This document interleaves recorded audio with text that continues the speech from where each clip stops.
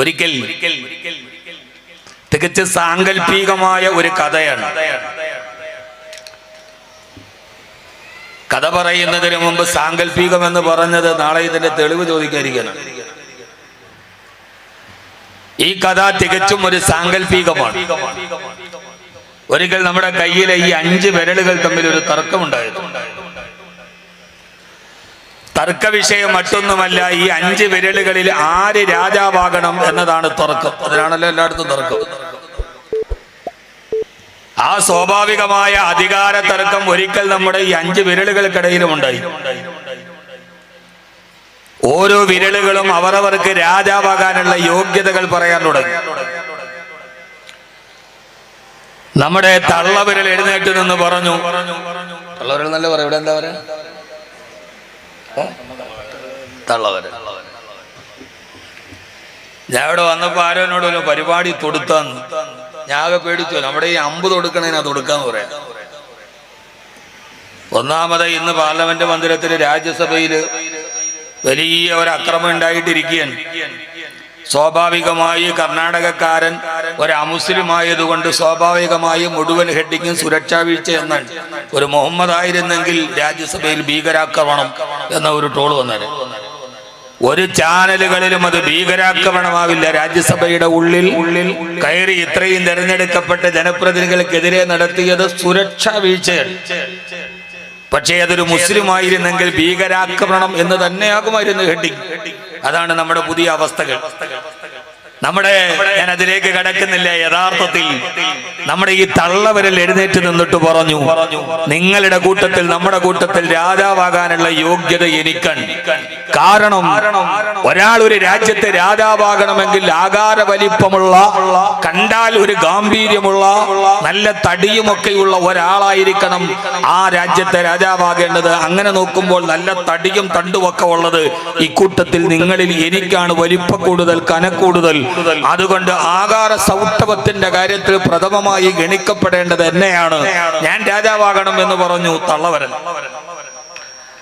അപ്പോ ചൂണ്ടുവരൽ എഴുന്നേറ്റ് എന്നിട്ട് പറഞ്ഞു, അല്ല, ഒരു രാജാവാകാനുള്ള അടിസ്ഥാനപരമായ യോഗ്യത ധൈര്യമാണ്.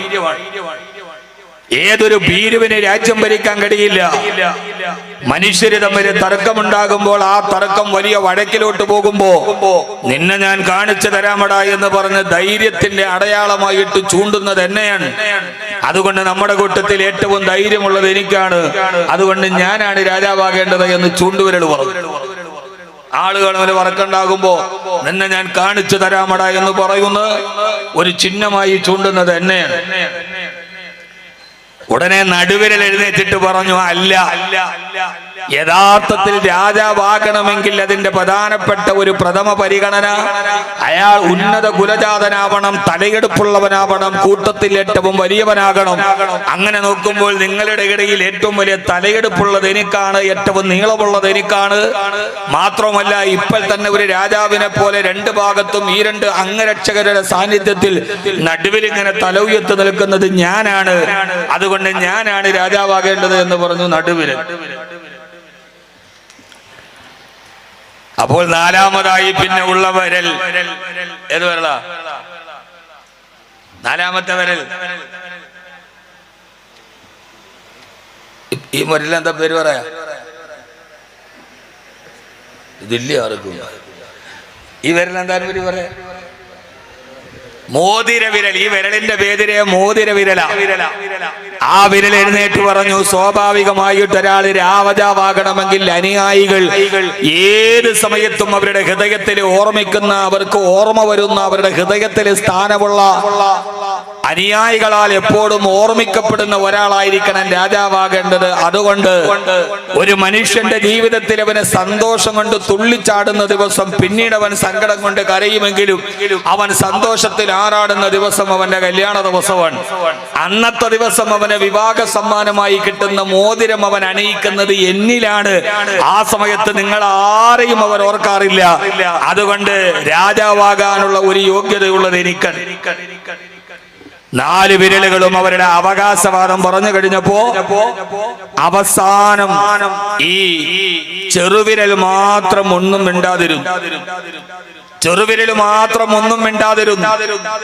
അപ്പൊ എല്ലാവരും കൂടി ചോദിച്ചു, ചെറുവിരലിനോട് എന്തേ നിനക്കൊന്നും പറയാനില്ലേ? എല്ലാവരും അവരവരുടെ അവകാശവാദങ്ങൾ പറഞ്ഞു കഴിഞ്ഞു, എന്തേ നിനക്കിനി ഒന്നും പറയാനില്ലേ എന്ന് ചെറുവിരലിനോട് ചോദിച്ചപ്പോ പാവം ചെറുവിരൽ എഴുന്നേറ്റ് നിന്ന് പറഞ്ഞു, എന്നാണ് നിങ്ങൾ പറഞ്ഞ ഒരു യോഗ്യതയും എനിക്കില്ല.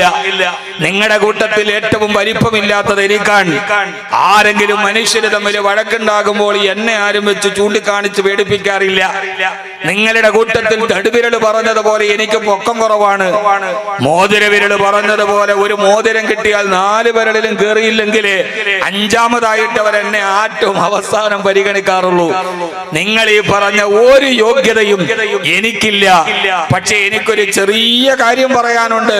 അതൊരു യോഗ്യതയായി നിങ്ങൾ പരിഗണിക്കുമോ എന്ന് എനിക്കറിയില്ല. 4 വിരലുകളും ചോദിച്ചു, എന്താണത്? ഒരു മനുഷ്യൻ അവന്റെ ദൈവത്തോട് പ്രാർത്ഥിക്കാൻ, പടച്ചവനോട് ദുആ ചെയ്യാൻ അവൻ 2 കൈകളും ഉയർത്തിയാൽ ഏറ്റവും പരസ്പരം ചേർന്നിരിക്കുന്ന വിരൽ ഞാനാണ്, പടച്ചവനിലേക്ക് ഏറ്റവും അടുത്തിരിക്കുന്നത് ഞാനാണ് എന്ന് ചെറുവിരൽ പറയുകയും ബാക്കി എല്ലാ വിരലുകളും ഈ മറുപടി കേട്ട് ലജ്ജിച്ച് തലതാഴ്ത്തുകയും ചെറുവിരലിനെ രാജാവായി വാഴിക്കുകയും ചെയ്തു എന്നതാണ് കഥ. കഥയിൽ കാര്യമുണ്ടോ? കഥയിൽ കളിയുണ്ടോ? ഈ കഥ ഒരു സാങ്കല്പികമായ കഥയായി ഞാൻ നിങ്ങളോട് പറഞ്ഞുവെങ്കിലും ഈ 4 വിരലുകൾ നമ്മുടെയൊക്കെ മനോഭാവങ്ങളും മനോഗതികളുമാണ്. ഞാനൊന്ന് ചോദിക്കട്ടെ, ഈ നാട്ടിലെ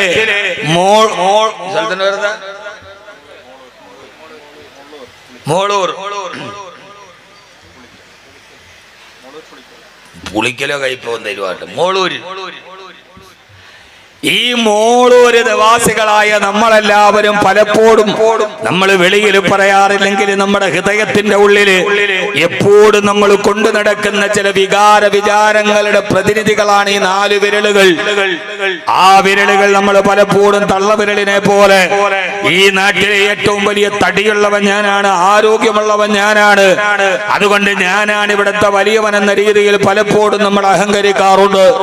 ചൂണ്ടുവിരൽ പറഞ്ഞതുപോലെ ഇവിടെ ഏത് പ്രശ്നമുണ്ടായാലും ആ പ്രശ്നത്തിന്റെ മുമ്പിൽ ഞാൻ നിന്ന് നെഞ്ചുവിരിപ്പോടെ ഇവിടെ മുമ്പിൽ നിന്നിട്ട് ധൈര്യത്തോടെ ഒരു പ്രശ്നത്തിന്റെ മുമ്പിൽ നിൽക്കുന്നത് ഞാനാണ് എന്ന് പലപ്പോഴും നമ്മൾ അഹങ്കരിക്കാറുണ്ട്. പലപ്പോഴും ഈ നടുവിരൽ പറഞ്ഞതുപോലെ ഈ നാട്ടിലെ ഏറ്റവും വലിയ കുടുംബക്കാരൻ ഞാനാ, ഇവിടുത്തെ ഏറ്റവും വലിയ തറവാടി ഞാനാ, ഇവിടെ എല്ലാവരുടെയും തല ഉയർത്തി നിൽക്കുന്നത് ഞാനാണ് എന്ന പേരിൽ പലപ്പോഴും നമ്മുടെ മനസ്സിൽ ഒരു സ്വകാര്യ അഹങ്കാരം അറിഞ്ഞോ അറിയാതെ ഉണ്ടാവാറുണ്ട്. മോതിരവിരൽ പറഞ്ഞതുപോലെ അനുയായികളാൽ വാഴ്ത്തപ്പെടുന്ന, അനുയായികളാൽ സിന്ദാബാദ് വിളിക്കപ്പെടുന്ന, ഏത് സമയത്തും ഒരു ആവശ്യത്തിന് വേണ്ടി എന്റെ വീട്ടുമുറ്റത്ത് വന്ന് ഒരുമിച്ച് കൂടുന്ന ആയിരക്കണക്കിന് അനുയായികളുടെ ഹൃദയത്തിൽ സ്ഥാനമുള്ള ഒരു നേതാവാണ് ഞാൻ എന്ന പേരിൽ നമ്മൾ പലപ്പോഴും അഹങ്കാരത്തോടെ പറയാറുണ്ട്. എന്നാൽ ഞാനൊന്ന് ചോദിക്കട്ടെ സഹോദര, ആ ചെറുവിരൽ പറഞ്ഞതുപോലെ ഇതിനെല്ലാത്തിലും അപ്പുറം ഈ മോളൂര് താമസിക്കുന്ന ആയിരക്കണക്കിന് വിശ്വാസികളുടെ ഇടയിൽ എന്റെ പടച്ച റബ്ബുമായിട്ട് ഏറ്റവും കൂടുതൽ അടുപ്പമുള്ളത് എനിക്ക്, ഞാൻ എന്റെ അല്ലാഹുമായിട്ട് അത്രത്തോളം അടുത്തവനാ, എനിക്ക് എന്റെ റബ്ബിനോട് അത്രത്തോളം സാമീപ്യമുള്ളതാണ് എന്ന ഒരു യോഗ്യതയുടെ പേരിൽ നിങ്ങൾ ആരെങ്കിലും അഹങ്കരിക്കാറുണ്ടോ? അങ്ങനെയുണ്ടെങ്കിൽ തന്നെ അല്ലാഹുവിനോടുള്ള അടുപ്പം ഒരു യോഗ്യതയായി നമ്മൾ പരിഗണിക്കാറുണ്ടോ? അതൊരാൾക്ക് അഹങ്കരിക്കാനുള്ളതല്ല. അവന്റെ ഹൃദയത്തിന്റെ ഉള്ളിൽ ഏറ്റവും വലിയ ഒരു യോഗ്യതയായ എന്റെ ജീവിതത്തിൽ എനിക്ക് ഏറ്റവും കൂടുതൽ എന്റെ റബ്ബിനോട് അടുപ്പമുള്ളവനാ, ആ ഒരു യോഗ്യതയായി നമ്മുടെ ജീവിതത്തിൽ നമ്മൾ പരിഗണിക്കാറുണ്ടോ? എന്നാൽ ബുദ്ധിമാന്മാരായ ആളുകൾ യോഗ്യതയായി പരിഗണിച്ച മാനദണ്ഡമേതാ? ഈജിപ്ത് എന്ന് പറയുന്ന ഒരു മഹാസാമ്രാജ്യത്തിന് അധികാരം തന്റെ കൈവെള്ളയിൽ വെച്ച് ആ നാട്ടിലുള്ള മുഴുവൻ ആളുകളും തന്റെ മുമ്പിൽ പഞ്ചപുച്ഛമടക്കി വിനീത വിധേയരായി നിൽക്കുമ്പോ സ്വപ്ന വ്യാഖ്യാനം എന്ന് പറയുന്ന ലോകത്തിലെ ഏറ്റവും വലിയ വിജ്ഞാന ശാഖയുടെ താക്കോൽ അല്ലാഹു കയ്യിൽ കൊടുത്തപ്പോ എന്ന് വേണ്ട ലോകത്തിലെ ഏറ്റവും വലിയ സുന്ദരൻ എന്ന ഖ്യാതി കിട്ടിയപ്പോ ലോകത്തിലെ ഏറ്റവും വലിയ സൗന്ദര്യത്തിന്റെ മാനദണ്ഡമാരാ അത്ര വലിയ ഒരു മനുഷ്യൻ എന്റെ ജീവിതത്തിൽ ആഗ്രഹിക്കുന്ന എല്ലാ യോഗ്യതകളും കിട്ടിയപ്പെടും. മഹാനായ യൂസുഫ് നബി അലൈഹിസ്സലാത്തു വസ്സലാമിന്റെ ദുആ നിങ്ങൾ കേട്ടിട്ടുണ്ടോ? അല്ലാഹുവിന്റെ വിശുദ്ധമായ ഖുർആൻ സൂറത്ത് സൂറത്ത് യൂസുഫിലൂടെ നമ്മളെ പഠിപ്പിക്കുകയാ. അല്ലാഹുവേ റബ്ബിഖദ് ആതൈതനീ മിനൽ മുൽകി വഅല്ലംതനീ മിൻ തഅ്വീലിൽ ഹദീദ് ഫാത്തിറസ് സമാവാതി വൽ അർദ് അൻത വലി ഫിദ്ദുനിയാ വൽ ആഖിറ തവഫനി മുസ്ലിമൻ വഅൽഹഖനി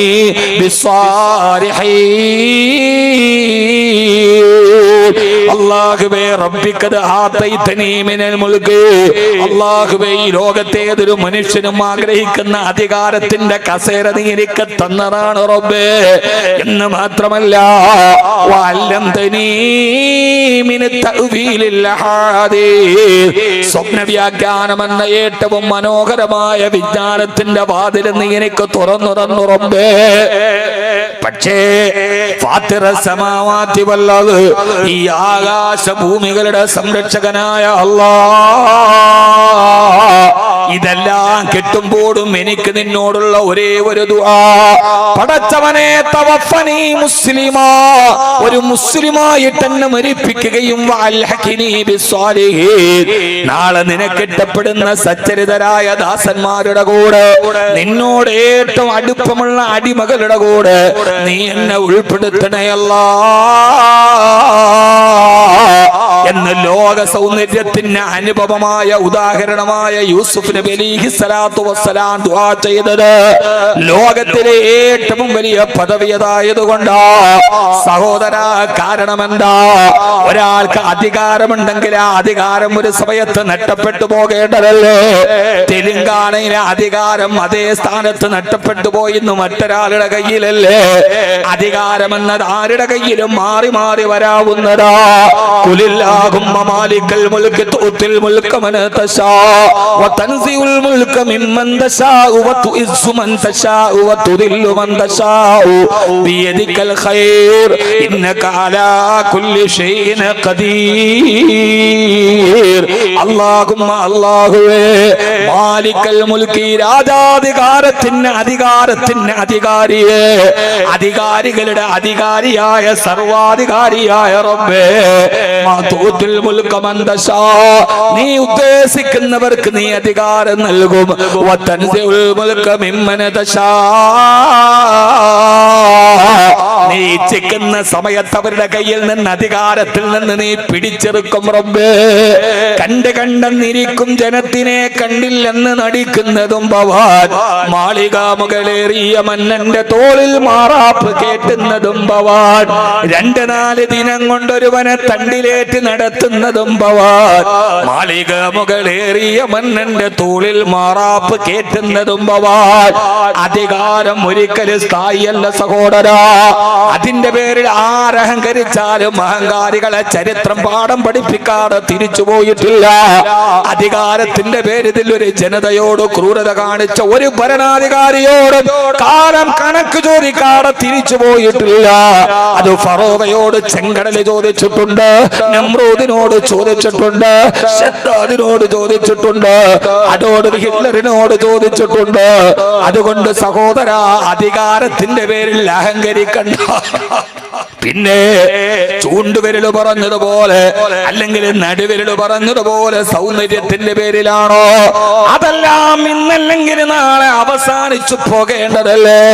പെങ്ങളെ, പടച്ചവനൽപ്പം സൗന്ദര്യം എന്നാൽ ആ സൗന്ദര്യം അഹങ്കരിക്കാനാണോ? എനിക്ക് കിട്ടിയ ഈ വെളുപ്പ് ഞാൻ എന്റെ സൗന്ദര്യത്തെ ലോകത്തെ കാണിച്ചാല് നിങ്ങൾക്കെന്താ? റീൽസുകളും ഇൻസ്റ്റാഗ്രാമുകളുമായി നാണവും മാനവുമില്ലാതെ സാമാന്യ മര്യാദയുടെ അതിർത്തികൾ ലംഘിച്ച് റീൽസുകൾ പ്രത്യക്ഷപ്പെടുന്ന പെണ്ണെ, സൗന്ദര്യത്തിന്റെ പേരിലാണെങ്കിൽ ആ സൗന്ദര്യം എത്ര നാളും നിലനിൽക്കുമെന്ന് പറയാൻ കഴിയില്ലല്ലോ. മലയാള സിനിമയിലെ ശാലീന സൗന്ദര്യത്തോട് മണിക്കൂറുകളോളം അനുവാദകരുടെ ഹൃദയത്തിൽ കയറി കൂടിയ ഒരു പാവപ്പെട്ട നടി പറയുന്നുണ്ട്, ഇപ്പോൾ എന്റെ ശരീരത്തിൽ വെളുത്ത പാടുകൾ വരുന്നു, എനിക്ക് മുഖം വെളിയിൽ കാണിക്കാൻ കഴിയുന്നില്ല, ഇല്ല. 2 മണിക്കൂറോളം അപ്രപാളികളുടെ കീഴിൽ അനുവാദകരെ പിടിച്ചിരുത്തിയ സിനിമാ നടി പോലും പറയുന്ന സൗന്ദര്യം നഷ്ടപ്പെട്ടു പോവുകയാണ്. ഞാൻ ഈ ആമുഖത്തെ നീട്ടിപ്പരത്തി പറയുന്നില്ല സഹോദര. അതുകൊണ്ടാണ് അധികാരം നാളെ നഷ്ടപ്പെട്ടേക്കാം, സൗന്ദര്യം നാളെ നഷ്ടപ്പെട്ടേക്കാം, സമ്പത്ത് നാളെ നഷ്ടപ്പെട്ടേക്കാം, ധൈര്യം നാളെ നഷ്ടപ്പെട്ട് ഭീരുവായേക്കാം, അന്തർമുഖനായേക്കാം. പക്ഷേ എത്രമേൽ ചെന്നാലും മരിക്കുന്ന സമയത്തിന്റെ തൊട്ടു മുമ്പല്ല, കബറിൽ പോയി കുടിച്ചിട്ടാലും പരലോകത്തെഴുന്നേറ്റ് നിന്നാലും സ്വർഗത്തിന്റെ കവാടത്തിൽ നിന്നാലും നെട്ടപ്പെടാത്ത ഒരേ ഒരു യോഗ്യതേരാ അത്തഖർറുബു ഇലല്ലാഹ്. എനിക്കെന്റെ റബ്ബിനോടുള്ള അടുപ്പം എത്രയാ.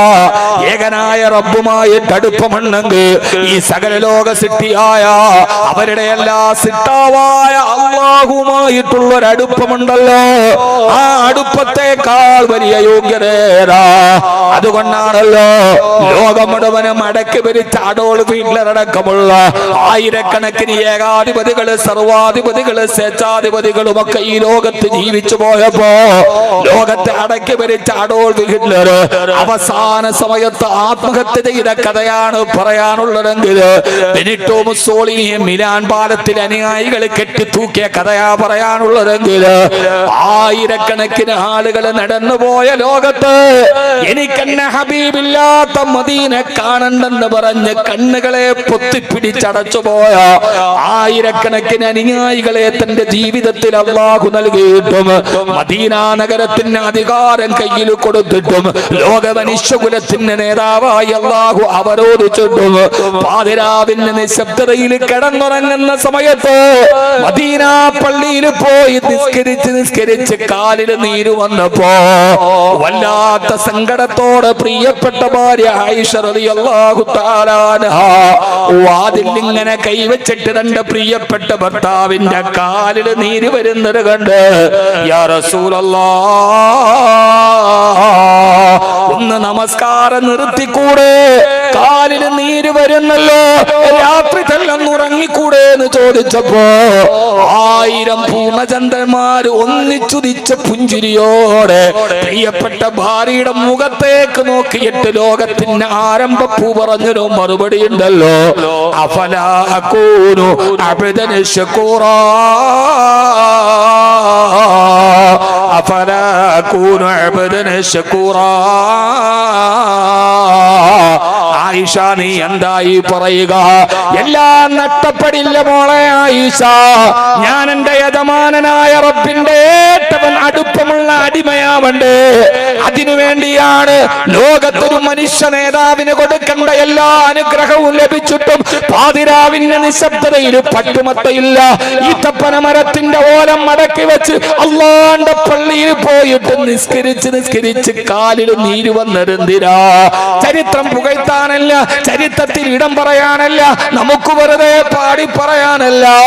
പരാതിയും പരിഭവവും പറഞ്ഞ ഭാര്യയോട് എനിക്കെന്റെ റബ്ബിലേക്ക് അടുക്കണമെന്ന് മറുപടി പറഞ്ഞ ആദരവായ പ്രവാചകൻ നബി മുഹമ്മദ് മുസ്തഫ, ആദരവായ പ്രവാചകൻ നബി മുഹമ്മദ് മുസ്തഫ. കാരണം പടച്ചവനിലേക്ക് അടുക്കാനുള്ള വഴി പാതിരാ സമയത്ത് ജനങ്ങൾ മുഴുവനും കണ്ണടച്ചിട്ട് കരിമ്പടത്തിന്റെ ഉള്ളിൽ കിടക്കുമ്പോ എഴുന്നേറ്റ് നിന്നിട്ട് നിസ്കരിക്കല റബ്ബിലേക്ക് അടുക്കാനുള്ള ഏറ്റവും പ്രധാനപ്പെട്ട വഴി. പിന്നെ വാഫിനിയ ഖുറുബു ഹത്താ അകൂന ലഹു യദം വൽ അർജുലാ فالسمع منه ثم عينا باصرا أي مثل ذلك في المطالب حرولا. എന്റെ പ്രിയപ്പെട്ട യുവാക്കളോട് എല്ലാ ജോലിയും കഴിഞ്ഞുറങ്ങേണ്ട സമയത്ത് എന്റെ മുമ്പിൽ വന്നിരിക്കുന്ന 2 മണിക്കൂർ വെറുതെ എന്തെങ്കിലും പറയാനല്ല, നമ്മുടെ സിട്ടാവായ റബ്ബിനെ കുറിച്ച് പരിചയപ്പെടാൻ, മനസ്സ് പറഞ്ഞിട്ട് അല്ലാഹ് എന്ന് പറയാൻ 2 മണിക്കൂർ നീ എന്റെ പ്രസംഗം കേട്ടിട്ട് ഇറങ്ങി പോകുമ്പോ എന്റെ റബ്ബിലേക്ക് എനിക്കൊന്നടുക്കണം, എന്റെ റബ്ബ് റബ്ബും ഞാനും തമ്മിൽ ഒരു അടുപ്പം കുറവാന്ന് തോന്നിയാൽ അതാണ് ഈ പ്രസംഗത്തിന്റെ ലാഭമെന്ന് ഓർമ്മിപ്പിച്ച് മനുഷ്യരെ അടിമകളെ ഉടമസ്ഥനിലേക്ക് അടുക്കണ്ടേ, അള്ളാഹുമായിട്ടൊരു ബന്ധം സ്ഥാപിക്കണ്ടേ. അള്ളാഹു നമുക്കതിന് തൗഫീഖ് നൽകട്ടെ. ആമീൻ യാ റബ്ബൽ ആലമീൻ. അല്ലാഹു നമുക്ക് തൗഫീഖ് നൽകട്ടെ. റബ്ബിലേക്ക് എടുക്കാൻ അല്ലാഹു തൗഫീഖ് നൽകട്ടെ. ആമീൻ പറയും മനുഷ്യന്മാരെ.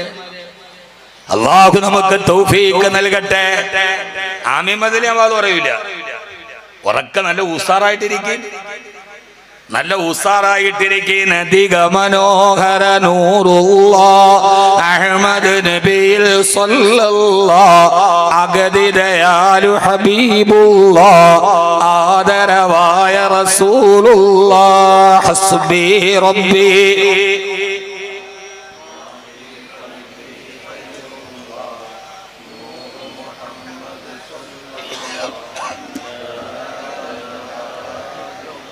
ഇതാണ് പടച്ചവനുമായിട്ടുള്ള നമുക്കുള്ള അടുപ്പം.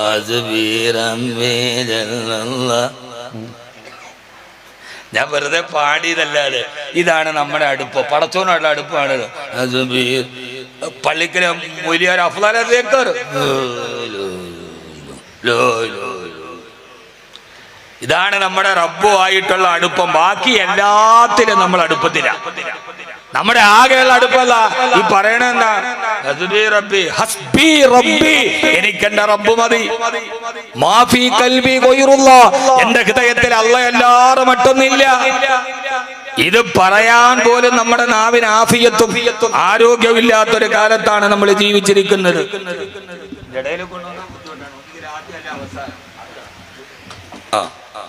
അവസാനം ഞാൻ സമയം അല്ലാഹു സ്വീകരിക്കുമാറാകട്ടെ. ആമീൻ പറയാതെ രക്ഷയില്ല. നിങ്ങൾ ഇങ്ങനെ ഞാൻ പറയൂല. അല്ലാഹു നമ്മളെ സ്വീകരിക്കുമാറാകട്ടെ. സഹോദര, ഞാൻ ഈ വിഷയം പറയാനുള്ള കാരണം എന്താ, നമ്മുടെ ജീവിതത്തിന്റെ എല്ലാ പ്രശ്നങ്ങളുടെയും പരിഹാരം നമ്മുടെ യജമാനനായ റബ്ബുമായിട്ടുള്ളൊരു സാമീപ്യത്തിലാണ്. അല്ലെങ്കിൽ ജീവിക്കാൻ കഴിയില്ല. അല്ല ജീവിക്കാൻ പറ്റൂ? പറ്റൂ മനുഷ്യന്മാരെ? പറ്റൂല. എന്റെ പ്രിയപ്പെട്ട പെങ്ങളെ, കുടുംബജീവിതം പറ, ഭാര്യ ഭർത്തൃബന്ധം പറ, അല്ല, ജീവിതത്തിന്റെ സകലമായ പ്രശ്നങ്ങളുടെയും ഏറ്റവും പ്രധാനപ്പെട്ട ഇന്ന് ലോകം അനുഭവിക്കുന്ന പ്രയാസങ്ങളുടെ ആകത്തുക ഏതാ? അല്ലാഹുവിലുള്ള അവനോടുള്ള അടുപ്പമില്ലാത്തത് കൊണ്ടാണ് ആത്മഹത്യ പെരുകാനുള്ള കാരണം എന്താ? വീടുകളുടെ ഉള്ളില് ഭാര്യമാര് പെട്ടെന്ന് ആത്മഹത്യ ചെയ്യാനുള്ള കാരണം എന്താ?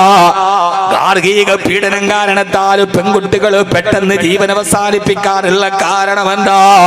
കാമുകന് സ്ത്രീധനം ചോദിച്ചതിന്റെ പേരിൽ ഉമ്മാന്റെ പൊന്നുമോളോ മരിക്കാനുള്ള കാരണം എന്താ?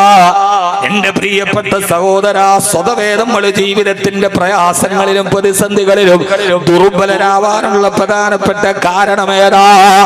പ്രത്യേകിച്ച് എന്റെ പ്രിയപ്പെട്ട യുവാക്കളോട്, യുവതികളോട്, എല്ലാ പ്രയാസങ്ങളും പ്രശ്നങ്ങളും ഇല്ലാത്ത ജീവിതമില്ലല്ലോ. ലഖദ് ഖലഖനൽ ഇൻസാന ഫീ ഖബദ്, മനുഷ്യനെ ഞാൻ സൃഷ്ടിച്ചതേ പ്രയാസങ്ങളിൽ നിന്നാണ്. പ്രയാസങ്ങളും പ്രശ്നങ്ങളും പ്രതിസന്ധികളും കണ്ണീരുകളും ഇല്ലാത്ത ജീവിതം ഒരു മനുഷ്യന് സാധ്യമല്ല.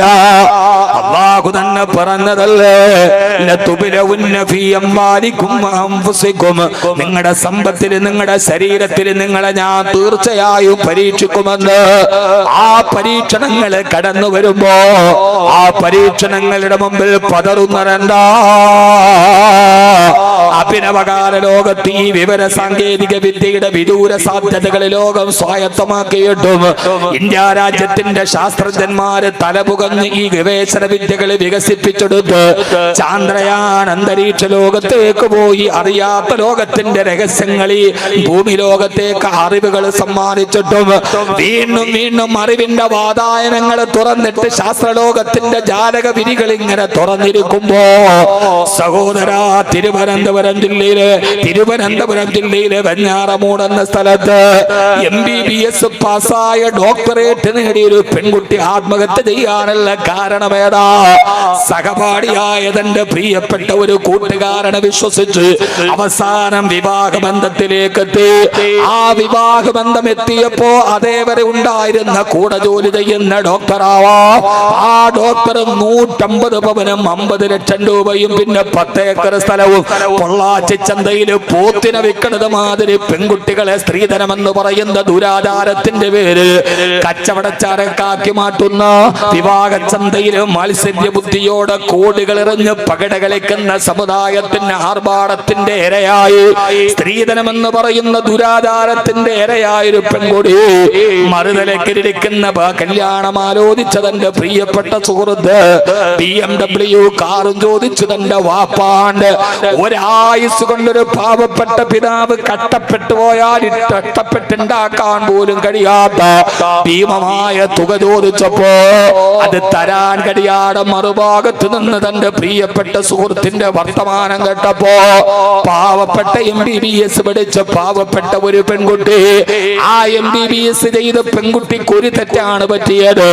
അവളുടെ പഠനത്തിന്റെ ഭാഗമായിട്ട് ഓപ്പറേഷൻ തിയേറ്ററുകളിൽ ധാരാളം മനുഷ്യ ശരീരത്തിന്റെ ആന്തരിക അവയവങ്ങളെ കീറി മുറിച്ചിട്ട് അവള് പരിശോധിച്ചിട്ടുണ്ടാവാം.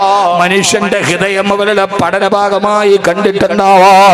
മനുഷ്യന്റെ ആന്തരിക അവയവങ്ങൾ കണ്ടിട്ടുണ്ടാവാം.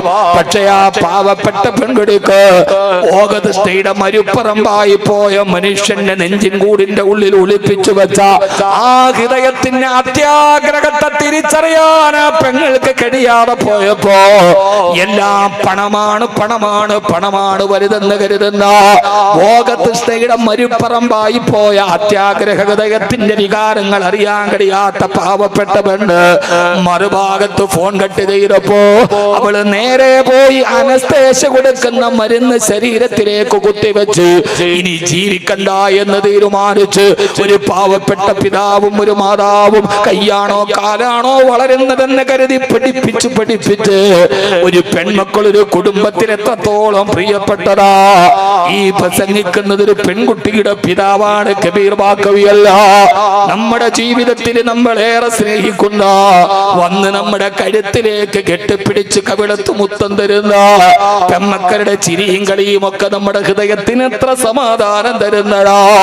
MBBS പഠിച്ച ഷഹന എന്ന ഡോക്ടറുകാരി പെണ്ണ കൂട്ടുകാരൻ തന്റെ ശരീരത്തിന് വില നിശ്ചയിച്ചപ്പോ, തന്റെ ജീവിതത്തിന് വില നിശ്ചയിച്ചപ്പോ, തന്റെ വൈവാഹിക ജീവിതത്തിന് വില നിശ്ചയിച്ചപ്പോ ഇനി ജീവിക്കണ്ട എന്ന് തീരുമാനിച്ച് ആ പെൺകുട്ടി തീരുമാനിച്ചു ഇനി ജീവിക്കണ്ട എന്ന് തീരുമാനിച്ചിട്ട് അനസ്തേഷ്യ കുത്തിവെച്ച് ആത്മഹത്യ ചെയ്യുമ്പോ എന്റെ പ്രിയപ്പെട്ട സഹോദരി, എന്തുകൊണ്ടാണ് ആ പെൺകുട്ടി മരിക്കാൻ തീരുമാനിച്ചത്?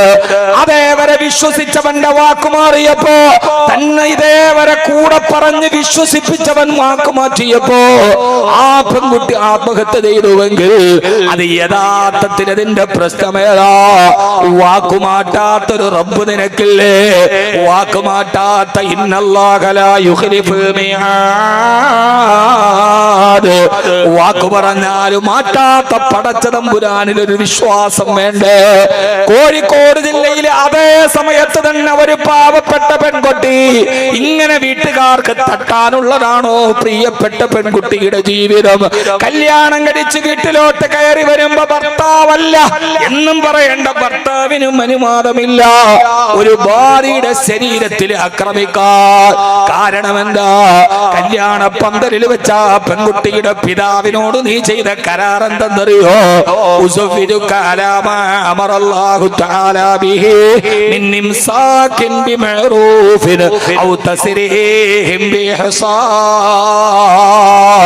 ഇതാണ് ഇസ്ലാമിലെ വിവാഹം എന്ന് പറയാ.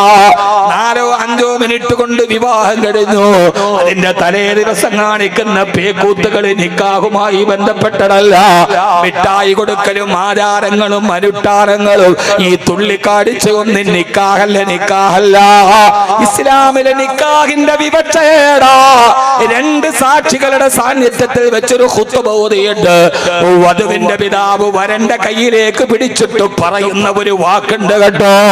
ഉസഫിദുക അലാമാ അമറല്ലാഹു തആല ബിഹി മിൻ ഇംസാകിൻ ബിമഅറൂഫ്. അല്ലാഹു പറഞ്ഞത് പ്രകാരം, എന്റെ പടച്ച റബ്ബ് കൽപ്പിച്ചത് പ്രകാരം 18 വയസ്സ് വരെ എന്റെ കളിമുറ്റത്ത് വളർന്ന എന്റെ പൊന്നുമോള് വൈകുന്നേരം ഞാൻ വരുമ്പോ എന്റെ മടിയിലെ മിഠായി പൊതി കാത്തിട്ട് ഓടി വന്ന് ഉപ്പാന്ന് പറഞ്ഞിട്ട് മിഠായി കൊടുക്കുമ്പോ കരുത്തിരി പിടിച്ച് എന്റെ കവിളത്ത് എന്നെ കെട്ടിപ്പിടിച്ചു മുത്തം തന്ന് എന്റെ കൈവിരലിൽ പിടിച്ചു വീട്ടിന്റെ അകത്തേക്ക് കൂട്ടിക്കൊണ്ടുപോയി എന്റെ കൽവിന്റെ രാജകുമാരിയായ എന്റെ പൊന്നുമോള് 18 വയസ്സ് പ്രായമാകുമ്പോ അവളെ വിവാഹം കഴിച്ചിട്ടൊരു പുരുഷന്റെ കയ്യിൽ, അന്യപുരുഷന്റെ കയ്യിൽ ഏൽപ്പിക്കാൻ ഞാൻ തീരുമാനിച്ചത് ഇനി എന്റെ മകൾക്ക് കൊടുക്കാൻ ഭക്ഷണം വീട്ടിൽ ഞാൻ അന്വേഷിച്ചിട്ടല്ല, അവളെന്നെ കതിയബാധ്യതയായിട്ടല്ല, അവൾക്ക് കല്യാണം കഴിക്കാൻ ഞാൻ തീരുമാനിച്ചതിന് ഒരു കാരണമേ ഉള്ളൂ. അലാമാ അമറല്ലാ, അങ്ങനെ ചെയ്യണമെന്ന് എന്റെ രക്ഷിതാവായ റബ്ബ് പറഞ്ഞത് കൊണ്ടാ. അല്ലെങ്കിൽ ഒരു വാപ്പയും ഒരു മകളെ ഇതേവരെ പരിചയമില്ലാത്തൊരു പുരുഷന്റെ കയ്യിൽ ഏൽപ്പിക്കില്ല.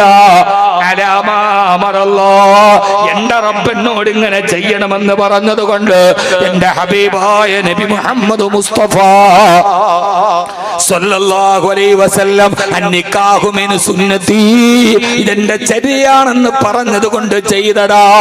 അതുകൊണ്ട് മോനെ ബിഇംസാകിൻ ബിമഅറൂഫ്, എന്റെ വീട്ടിൽ നിന്ന് എന്റെ മോള് നിന്റെ വീട്ടിൽ വരുമ്പോ നിന്റെ വീട്ടുകാർക്ക് ഇഷ്ടപ്പെടാത്ത അഹിതകരമായ, അപ്രിയകരമായ, അരോചകമായ എന്തെങ്കിലും പെരുമാറ്റം എന്റെ മോളുടെ ഭാഗത്ത് നിന്നുണ്ടായാൽ നിങ്ങൾ ഇംസാക്ക് ചെയ്യണേ എന്ന് പറഞ്ഞാൽ നോമ്പില്ലെങ്കിലും നോമ്പുള്ളതുപോലെ അഭിനയിക്കുന്നത് പോലെ എന്റെ മകളുടെ സ്വഭാവം ഇഷ്ടപ്പെട്ടില്ലെങ്കിലും ഇഷ്ടപ്പെട്ടതുപോലെ അഭിനയിച്ച് അവളെ സ്നേഹത്തോടെ തിരുത്തി കൊടുത്ത് നിങ്ങൾ ചേർത്ത് നിർത്തണേ. കാരണം വേറൊരു കുടുംബത്തിന്റെ സാഹചര്യത്തിൽ നിന്ന് വന്നവളാണവൾ. അവൾ വന്നു കയറുന്നത് ഒരു പുതിയ സാഹചര്യത്തിലാണ്. അതിന്റെ വൈമശ്യമ്യം ആ പെണ്ണിനുണ്ടാവാം, അതിന്റെ പതർച്ചയുണ്ടാവാം. 18 കഴിഞ്ഞതല്ലേ ഉള്ളൂ, 20 കഴിഞ്ഞതല്ലേ ഉള്ളൂ. അവള് ജീവിതം അങ്ങനെ പഠിച്ചിട്ടില്ലല്ലോ. അവളെ ചേർത്ത് നിർത്തിയിട്ട് നിങ്ങൾ തിരുത്തി കൊടുക്കണേ. അതല്ല നിങ്ങൾക്ക് കഴിയില്ലെങ്കിലോ, കല്യാണം കഴിക്കുന്ന നേരത്ത് പുതിയ ആപ്ലയോട് ഭാര്യയുടെ വാപ്പ പറയാ, അതിന് നിങ്ങൾക്ക് കഴിയില്ലെങ്കിലോ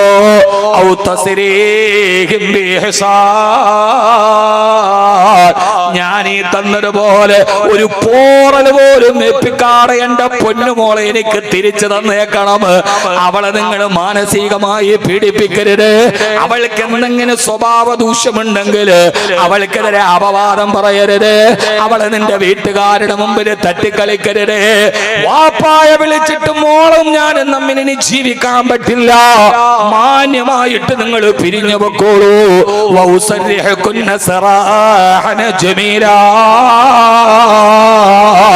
നബിയോട് പോലും പറഞ്ഞു, നബിയെ ഒഴിവാക്കുകയാണെങ്കിൽ പോലും മാന്യമായിട്ട് ഒഴിവാക്കണം. ക്രൂരതയോടെയല്ല, വഴക്കോടെയല്ല. ഒഴിവാക്കുകയാണെങ്കിൽ പോലും മാന്യതയോടെ ഒഴിവാക്കി കളയണം. ആ സമയത്താണ് പുതിയ ആപ്പിള പറയുന്നത്, കപിൽ തൂമിൻ നിക്കാഹ, നിങ്ങൾ ഈ പറഞ്ഞ കരാർ പ്രകാരം നിങ്ങളുടെ മോളെ ഞാൻ മഹർ തന്നിട്ട് വിവാഹം ചെയ്യുകയാ. അങ്ങനെ 4 ആള് കൂടെ നിൽക്കെ ആയിരക്കണക്കിന് ആളുകളുടെ മുമ്പിൽ കരാറും എഗ്രിമെന്റും വെച്ചിട്ടാണ് ഒരു പെണ്ണിനെ ജീവിതത്തിലോട്ട് കൂട്ടിയത്. ആ പെണ്ണിനെയാണ് ഭർത്താവിന്റെ ബന്ധുക്കള്, ആ ബന്ധുക്കളുടെ ആക്രോശത്തിന്റെ മുമ്പിൽ നിസ്സഹായയായി. ആ പെണ്ണിന് ഏത് ന്യായം പറഞ്ഞാലും ഒരു പെണ്ണിനെതിരെ ആക്രോശിക്കാൻ, അവളുടെ ശരീരത്തിൽ തൊടാൻ ഭർത്താവേ നിനക്ക് പോലും അവകാശമില്ല. അക്രമകരമായി അവളെ അടിക്കാൻ ഒരു ഭർത്താവിനും അവകാശമില്ല. അതാണ് സ്ത്രീ എന്ന് പറയാ. അങ്ങനെയുള്ള ഒരു പെണ്ണ് തന്റെ ഭർത്താവിന്റെ വീട്ടിൽ ക്രൂരതകൾ ഏറ്റുവാങ്ങി അവസാനം ഞാനിതാ മരിക്കാൻ പോകുന്നെന്ന് പറഞ്ഞു വാതിലടച്ചു കുറ്റിയിടുമ്പോ മുറ്റത്ത് നിൽക്കുന്ന കൊച്ചു കുഞ്ഞ് ഉമ്മയിതാ വാതിലടച്ചെന്തോ ചെയ്യാൻ പോവുകയാ. അവള് മരിക്കാണെങ്കിലും മരിക്കട്ടെ എന്ന് നിസ്സംഗതയോടെ പറയാൻ കഴിയുന്ന ജന്മങ്ങളുടെ മുമ്പ് ഒരല്പനേരം കഴിഞ്ഞപ്പോ ഒരു പാവപ്പെട്ട പെണ്ണിന്റെ ജീവിതം അവസാനിച്ചു പോകുമ്പോ, ഒരല്പനേരം കഴിയുമ്പോ ഒരു പാവപ്പെട്ട പെണ്ണിന്റെ ജീവിതം ഒരു തുണി, ഒരു കയറിൽ അവസാനിക്കുമ്പോ, എന്റെ പ്രിയപ്പെട്ട സഹോദര സഹോദരി, ഞാനൊന്ന് ചോദിക്കട്ടെ, എല്ലാവർക്കും അവരവരുടെ ന്യായം പറയാൻ കഴിയും. പക്ഷേ ഞാൻ ഓർക്കുന്നത് കോഴിക്കോട് ജില്ലയിൽ ഉമ്മ വാതിലടച്ച് ആത്മഹത്യ ചെയ്യാൻ വേണ്ടി അകത്ത് കയറുമ്പോ തന്നയ്ക്ക് ജന്മം നൽകിയ പൊന്നുമ്മയുടെ നേരെ ചീത്തവാക്കുകൾ പറഞ്ഞു വാപ്പാന്റെ ബന്ധുക്കൾ ഉപദ്രവിക്കുന്നത് നോക്കി നിന്ന തന്റെ ഉമ്മയുടെ കണ്ണീര് കടല് കണ്ട കൺമുമ്പിൽ വെച്ചു വാതിലടച്ച ഉമ്മ അവസാനം ചേതനയറ്റ തണുത്തുറഞ്ഞ ശരീരമായി തൂക്കുകയറിൽ നിൽക്കുന്നത് കണ്ട ആ പാവപ്പെട്ട കുഞ്ഞു ബാല്യത്തെ നിങ്ങൾക്ക് ഓർമ്മയുണ്ടോ? ഇനി ആ ബാല്യം ലോകത്തെ തന്നെ വെറുത്തുപോയാൽ, ആ ബാല്യനാളം മനുഷ്യരെ തന്നെ വെറുത്തുപോയാൽ, എന്റെ ഉമ്മയെ കെട്ടിത്തൂക്കിയത് ഈ മനുഷ്യരാണെന്ന് പറഞ്ഞ് ആ ബാല്യനാളം മനുഷ്യകുലത്തിനെ തന്നെ വെറുത്തു പോവില്ലേ? ഇങ്ങനെ ജീവിതം ദുസ്സഹമായി പോകുമ്പോ ഞാൻ പറയുന്നത് പത്രവാർത്തയല്ല. എന്നെ കേൾക്കാൻ മോളൂര് തടിച്ചുകൂടിയ പെങ്ങളോട് ഭർത്താവിന്റെ ബന്ധുക്കളൊന്ന് ആക്രോശിച്ചാൽ തീരാനുള്ളതാണോ നിന്റെ ജീവിതം? കുടുംബ ജീവിതത്തിൽ പ്രശ്നമുണ്ടായാൽ ഭർത്താവ് തന്നെ ഉപേക്ഷിച്ചാലും നിനക്ക് ആത്മഹത്യ ചെയ്യാറുള്ളതാണോ? എന്തിനാണ് പെങ്ങളെ തളരുന്നത്? ഇവിടെയാണ് നമുക്കൊരു വിശ്വാസത്തിന്റെ കുറവല്ലേ? ആ വിശ്വാസമേടാ. ആരെന്നെ ആട്ടിയോടിച്ചാലും, ആരെന്നെ ആക്ഷേപം പറഞ്ഞാലും, എനിക്കെതിരെ എന്തൊക്കെ പറഞ്ഞാലും, ആ സമയത്തെല്ലാം എന്റെ കൽബറിയുന്ന, എന്റെ വേദന അറിയുന്ന, എന്റെ സങ്കടങ്ങൾ അറിയുന്ന എന്റെ റബ്ബുണ്ടല്ലോ. എനിക്കെന്റെ റബ്ബ് മതി, എനിക്കെന്റെ റബ്ബ് മതി, എനിക്കെന്റെ റബ്ബ് മതി എന്ന് പറയാൻ കഴിയുന്ന മാനസികമായ ഈമാനിക അടുപ്പമുണ്ടാക്കാതെ ഈ ലോകത്ത് നമുക്ക് ജീവിക്കാൻ കഴിയില്ല. അതുകൊണ്ട് അല്ലാഹുവിലേക്ക് മടങ്ങുക, ഈമാനോടെ ജീവിക്കുക. അല്ലെങ്കിൽ പൊരയുടെ കഴുക്കോലുകളിൽ ഇനിയും പെണ്ണിന്റെ ജന്മങ്ങൾ തൂങ്ങിയാടും. കടക്കണി മൂലം ആത്മഹത്യ ചെയ്യുന്ന പുരുഷന്റെ മൃതദേഹങ്ങൾ റെയിൽവേ ട്രാക്കിലുണ്ടാവും. സഹോദരാ, വേണ്ട വേണ്ട. ആരൊക്കെ കൈയൊടിഞ്ഞാലും കൈയൊടിയാത്ത ഒരാളുണ്ട്. അല്ലാഹുമ്മ ലാ മാനിഅ ലിമാ അഅ്തൈത വലാ മുഅ്തിയ ലിമാ മനഅ്ത. പടച്ചവനെ, നീ തരുന്നതിനെ തടയാൻ ഒരാൾക്കും കഴിയില്ല റബ്ബേ. നീ തടഞ്ഞു വെച്ചതിനെ തരാൻ ഒരാൾക്ക് കഴിയില്ല അല്ലാഹ്. അതുകൊണ്ട് എന്നെ കേൾക്കാനെത്തിയ മോളൂരുകാരോട്, ഈ ലോകത്തുള്ള മുഴുവൻ ആളുകളും നിന്റെ കൂടെ നിൽക്കുകയും നിന്റെ രക്ഷിതാവായ റബ്ബ് നിനക്കെതിരാവുകയും ചെയ്താൽ നിനക്കിവിടെ ഒരു പുല്ലും ചെയ്യാൻ കഴിയില്ല. എന്നാൽ ഈ ലോകം മുഴുവനും നിനക്കെതിരാവുകയും നിന്റെ പടച്ചറപ്പ് നിനക്ക് അനുകൂലമാവുകയും ചെയ്താൽ നിന്നെ തളർത്താൻ, നിന്നെ തകർക്കാൻ ഈ ലോകത്തൊരാൾക്കും കഴിയുകയില്ല. അതുകൊണ്ട് ഖുൽ ഹസ്ബിയല്ലാഹ് അലൈഹി യതവക്കലുൽ മുതവക്കിലൂൻ. അല്ലാഹു നമുക്ക് ഈമാൻ തരട്ടെ. ലോകത്തുള്ള മുഴുവൻ ആളുകൾ നമുക്ക് അനുകൂലമാവുകയും പടച്ചവനെതിരാവുകയും ചെയ്താൽ നമ്മളെ സഹായിക്കാൻ ലോകത്തൊരാൾക്കും പറ്റൂല. പറ്റുമോ? എന്താ ഈമാനില്ലാത്തത്? നമ്മളെല്ലാം മുഅ്മിനീങ്ങളാണ്, മുത്തഖീങ്ങളാണ്, എല്ലാം ഉള്ളവരാണ്. നമുക്കില്ലാത്ത ഒരേ ഒരു പ്രശ്നം ഈ ഈമാനാണ്. എന്തിനാണ് പെങ്ങളെ ആത്മഹത്യ ചെയ്യണത്? തോക്കാൻ തീരുമാനിക്കലാണ്. എനിക്ക് മനസ്സിലാവാത്തതാണ്. ഒരാൾ നമ്മളെ തോൽപ്പിക്കാൻ തീരുമാനിച്ചാൽ അവന്റെ മുമ്പിൽ തോക്കാൻ നമ്മൾ തീരുമാനിക്കുന്ന എന്തിനാണ്? അപ്പുറത്ത് കച്ചവടം ചെയ്യണമെന്ന് നമ്മുടെ കച്ചവടം മുടക്കാൻ തീരുമാനിച്ചു, എന്നാ പിന്നെ നമ്മള് കടപൂട്ടൽ അവധി. അതിനേക്കാൾ ഇരട്ടി വർദ്ധിത വീര്യത്തോടെ കച്ചവടം ചെയ്യും. മനുഷ്യന്മാരെ തോക്കാൻ തീരുമാനിക്കരുത്. അള്ളാഹു നമ്മളെ കാത്ത് രക്ഷിക്കട്ടെ. ആമീൻ പറയും. അതിനെന്ത് വേണം? ആദ്യം വേണ്ടത് നമുക്ക് അള്ളാഹുവായിട്ട് ഒരു അടുപ്പുണ്ടാവണം. പ്രയാസങ്ങളും പ്രശ്നങ്ങളും ഉണ്ടാകുമ്പോ അപവാദങ്ങൾ പറയൂ ഉസ്താദേ, കേട്ടിട്ട് സഹിക്കാൻ പറ്റൂല. നമുക്കാരാ? അള്ളാഹു ആരെന്ന് നമുക്കറിയില്ല. അതാണ് പ്രശ്നം. അള്ളാഹു ആരെന്ന് ലോകത്തുള്ള മുഴുവൻ ആളുകളും ഭക്ഷണം തരൂല എന്ന് തീരുമാനിച്ചാല് നമുക്ക് ഭക്ഷണം തരാൻ കഴിയുന്ന ആർക്കാ? ഞാൻ ഗൂഗിളിൽ നോക്കണം. ആർക്കാ പറ്റിയ? പറമനുഷ്യന്മാരെ. അല്ലാ, ആ ജലാലിയത്തിന്റെ ഇസ്മിങ്ങനെ ഉറക്കെ പറഞ്ഞാലേ നമ്മുടെ ഹൃദയത്തിൽ ഉറയ്ക്കും. അല്ലാഹ് അല്ലാഹ് അല്ലാഹ് എന്നിങ്ങനെ ഉറക്കെ ആ ജലാലിയത്തിന്റെ, ജമാലിയത്തിന്റെ, വഹ്ദാനിയത്തിന്റെ, ഖഹാരിയത്തിന്റെ ആ ഇസ്മിനെ ഇങ്ങനെ കൽബിൽ പറഞ്ഞുകൊണ്ടേയിരിക്കണം. കണ്ടല്ലേ പണ്ട് മുഹീദ്ദീൻ ഖാത്തിബ് ഓതുമ്പോ അല്ലാഹ് അല്ലാഹു അല്ലാഹ് അല്ലാഹ് അല്ലാഹ് അങ്ങനെ പറഞ്ഞ ഒരു കാലത്ത് കൽബിൽ അല്ലാഹു ഉണ്ട്. കാരണവന്മാർ ഒന്നിച്ചിരുന്നിട്ട് അല്ലാഹ് അല്ലാഹു അല്ലാഹ്. ആണ്ടിലൊരിക്കലും മുഹീദ്ദീൻ ഖാത്തിബ് നടത്താത്ത വീടെന്നാ ഉണ്ടായത്. ഇന്നെല്ലാം നമുക്ക് പുരോഗമനമായി, എല്ലാം നമുക്ക് യൂട്യൂബിലായി. അപ്പൊ പിന്നെ നമ്മുടെ വീട്ടിലൊന്നും ഇല്ലാതായി. നമ്മളിപ്പോ ബക്കറ്റും പശുവിന് കാടി കൊടുക്കണ വെള്ളവും ബക്കറ്റുമായിട്ട് നമ്മൾ യൂട്യൂബിന്റെ മുമ്പിലാണ്. നമ്മുടെ എല്ലാം അവിടെ. ചിലർക്ക് കേട്ടാ ദഹിക്കില്ല. എല്ലാത്തിനും അതിൻ്റെതായ ഒരു വഴിയുണ്ട്. ഒരു വാരിതായ സലാത്തുകളില്ല, വാരിതായ ദിക്റുകളില്ല. ഇജാസത്തിന് യാതൊരുവിധ പ്രസക്തിയില്ല. വാളെടുത്തവനൊക്കെ ദൈവമാണ്. നിനക്ക് ആരുടെ ഇജാസത്താ? അത് മുഹമ്മദ് മജ്ഹൂൽ റഹ്മത്തുള്ളാഹ്. അനക്കിതവിടെ ഒന്നുമില്ല. യൂട്യൂബിന്റെ വട്ടട വർത്താൻ പറ്റുന്ന എല്ലാ ആളുകളും ശൈഖന്മാരാണ്. വാരിതായ സലാത്തിനോ വരുന്ന സിൽസിലകൾക്കോ അല്ലെങ്കിൽ ഇജാസത്തോ ഇതൊന്നുമില്ല. ഇപ്പൊ ആർക്കും എന്തുവാവാം. അവിടെ നഷ്ടപ്പെടുന്നത് ദീനിന്റെ അടിത്തറയാണ്. അവിടെ നഷ്ടപ്പെടുന്നത് ദീനിന്റെ അടിത്തറയാണ്. അതൊക്കെ തുടങ്ങാനുള്ള ഒരു യോഗ്യത എന്താ? കുറെ കഥകൾ പഠിക്കുക, അതിങ്ങനെ പറയാ. ഇജാസത്ത് വേണം, ഇജാസത്ത് വേണ്ട, വാരിതായ ദിക്റുകൾ വേണം. അവനാണ് തോന്നണം എന്നാണ് ചെയ്യുക.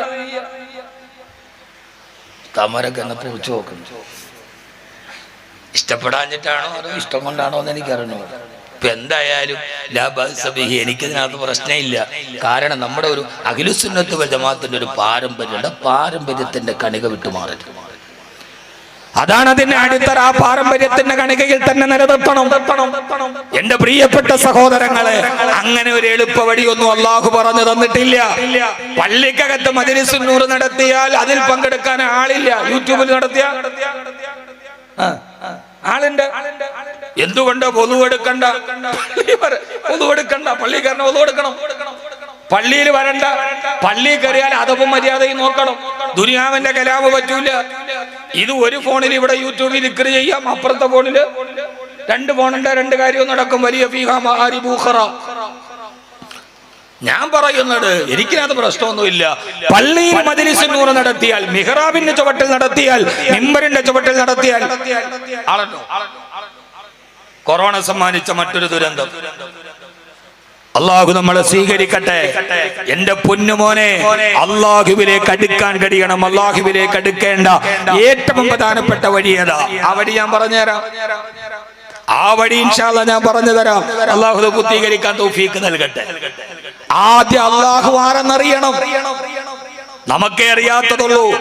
പക്ഷികൾക്കറിയാം, പറവകൾക്കറിയാം. ഹബീബായ നബി മുഹമ്മദ് മുസ്തഫ. ചൂടില്ലല്ലോ, ചൂട് വേണം മനുഷ്യന്മാരെ. ഒരു വിദേശയാത്ര കഴിഞ്ഞിട്ട് നേരെ ഇങ്ങ് വന്ന് ഇന്നലെ സ്റ്റേജിലോട്ട് കയറിയത്. അപ്പം അതിൻ്റെ ആ ഒരു കാലാവസ്ഥയുടെ പ്രശ്നമാണ്. UAE നല്ല തണുപ്പാണ്, ഇവിടെ നല്ല ചൂടാണ്. അപ്പോൾ അതുകൊണ്ട് സൗണ്ടിന് ചെറിയ പ്രശ്നമുണ്ട്. എന്നാൽ ഈ വല്ലപ്പോഴും വന്നിട്ട് സൗണ്ട് പറ്റൂല എന്നൊക്കെ പറഞ്ഞ് മനുഷ്യനെ ബുദ്ധിമുട്ടിക്കണോണ്ട് ഞങ്ങൾ പറയാണ്. അപ്പോൾ റൗഫൻ വരി ഇത് നല്ല ചൂടുള്ള ഫ്ലാസ്കിൽ തരും. എന്ത് ടോപ്പായിരുന്നു. അള്ളാഹു നമ്മളെ സ്വീകരിക്കുമാറാകട്ടെ. ഈ വഅ്ളെന്ന് പറഞ്ഞ ശബ്ദം ഇങ്ങനെ തന്നെ നിലനിർത്താൻ ആഗ്രഹിക്കുന്ന ഒരു സാധനം തിന്നാൻ പറ്റൂല. നിങ്ങൾ പറയും ഉസ്താദെ, എൻ്റെ കുട്ടി ഉസ്താദിനെ പോലെ വഅ്ള് പറയണ ആളാവാന്ന് വായിച്ചാണ്. ആഗ്രഹിക്കുന്ന ഒരു ഭക്ഷണം, ഒരു തണുപ്പുള്ളവന് കുടിക്കാൻ പറ്റൂല. ആഗ്രഹിക്കണ ഭക്ഷണം കഴിക്കാൻ പറ്റുക എന്ന് പറഞ്ഞാൽ വലിയൊരു ഭാഗ്യല്ലേ. അത് പറ്റില്ല.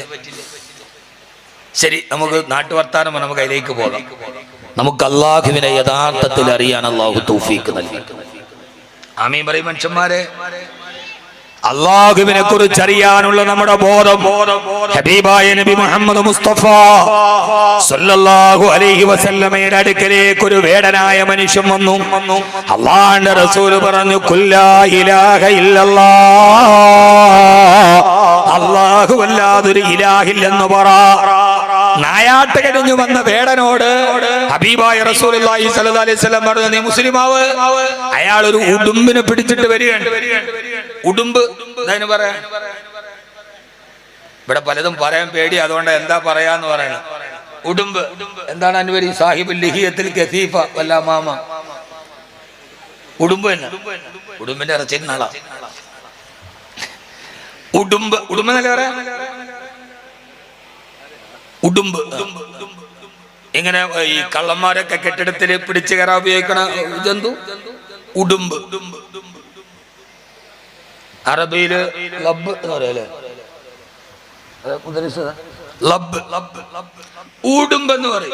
ഞാൻ ചോദിക്കണേ, പണ്ടൊരിക്കൽ വാതിന് കുറേ കാലങ്ങൾക്ക് മുമ്പ് അപ്പൊ ഇങ്ങനെ വാത് പറയുമ്പോ സെക്രട്ടറി, പ്രസിഡന്റ്, എല്ലാവരും ഉസ്താദ്മാരൊക്കെ സ്റ്റേജിലുണ്ട്. അപ്പൊ ഞാൻ ഈ ഊളന്റെ കഥ പറഞ്ഞു.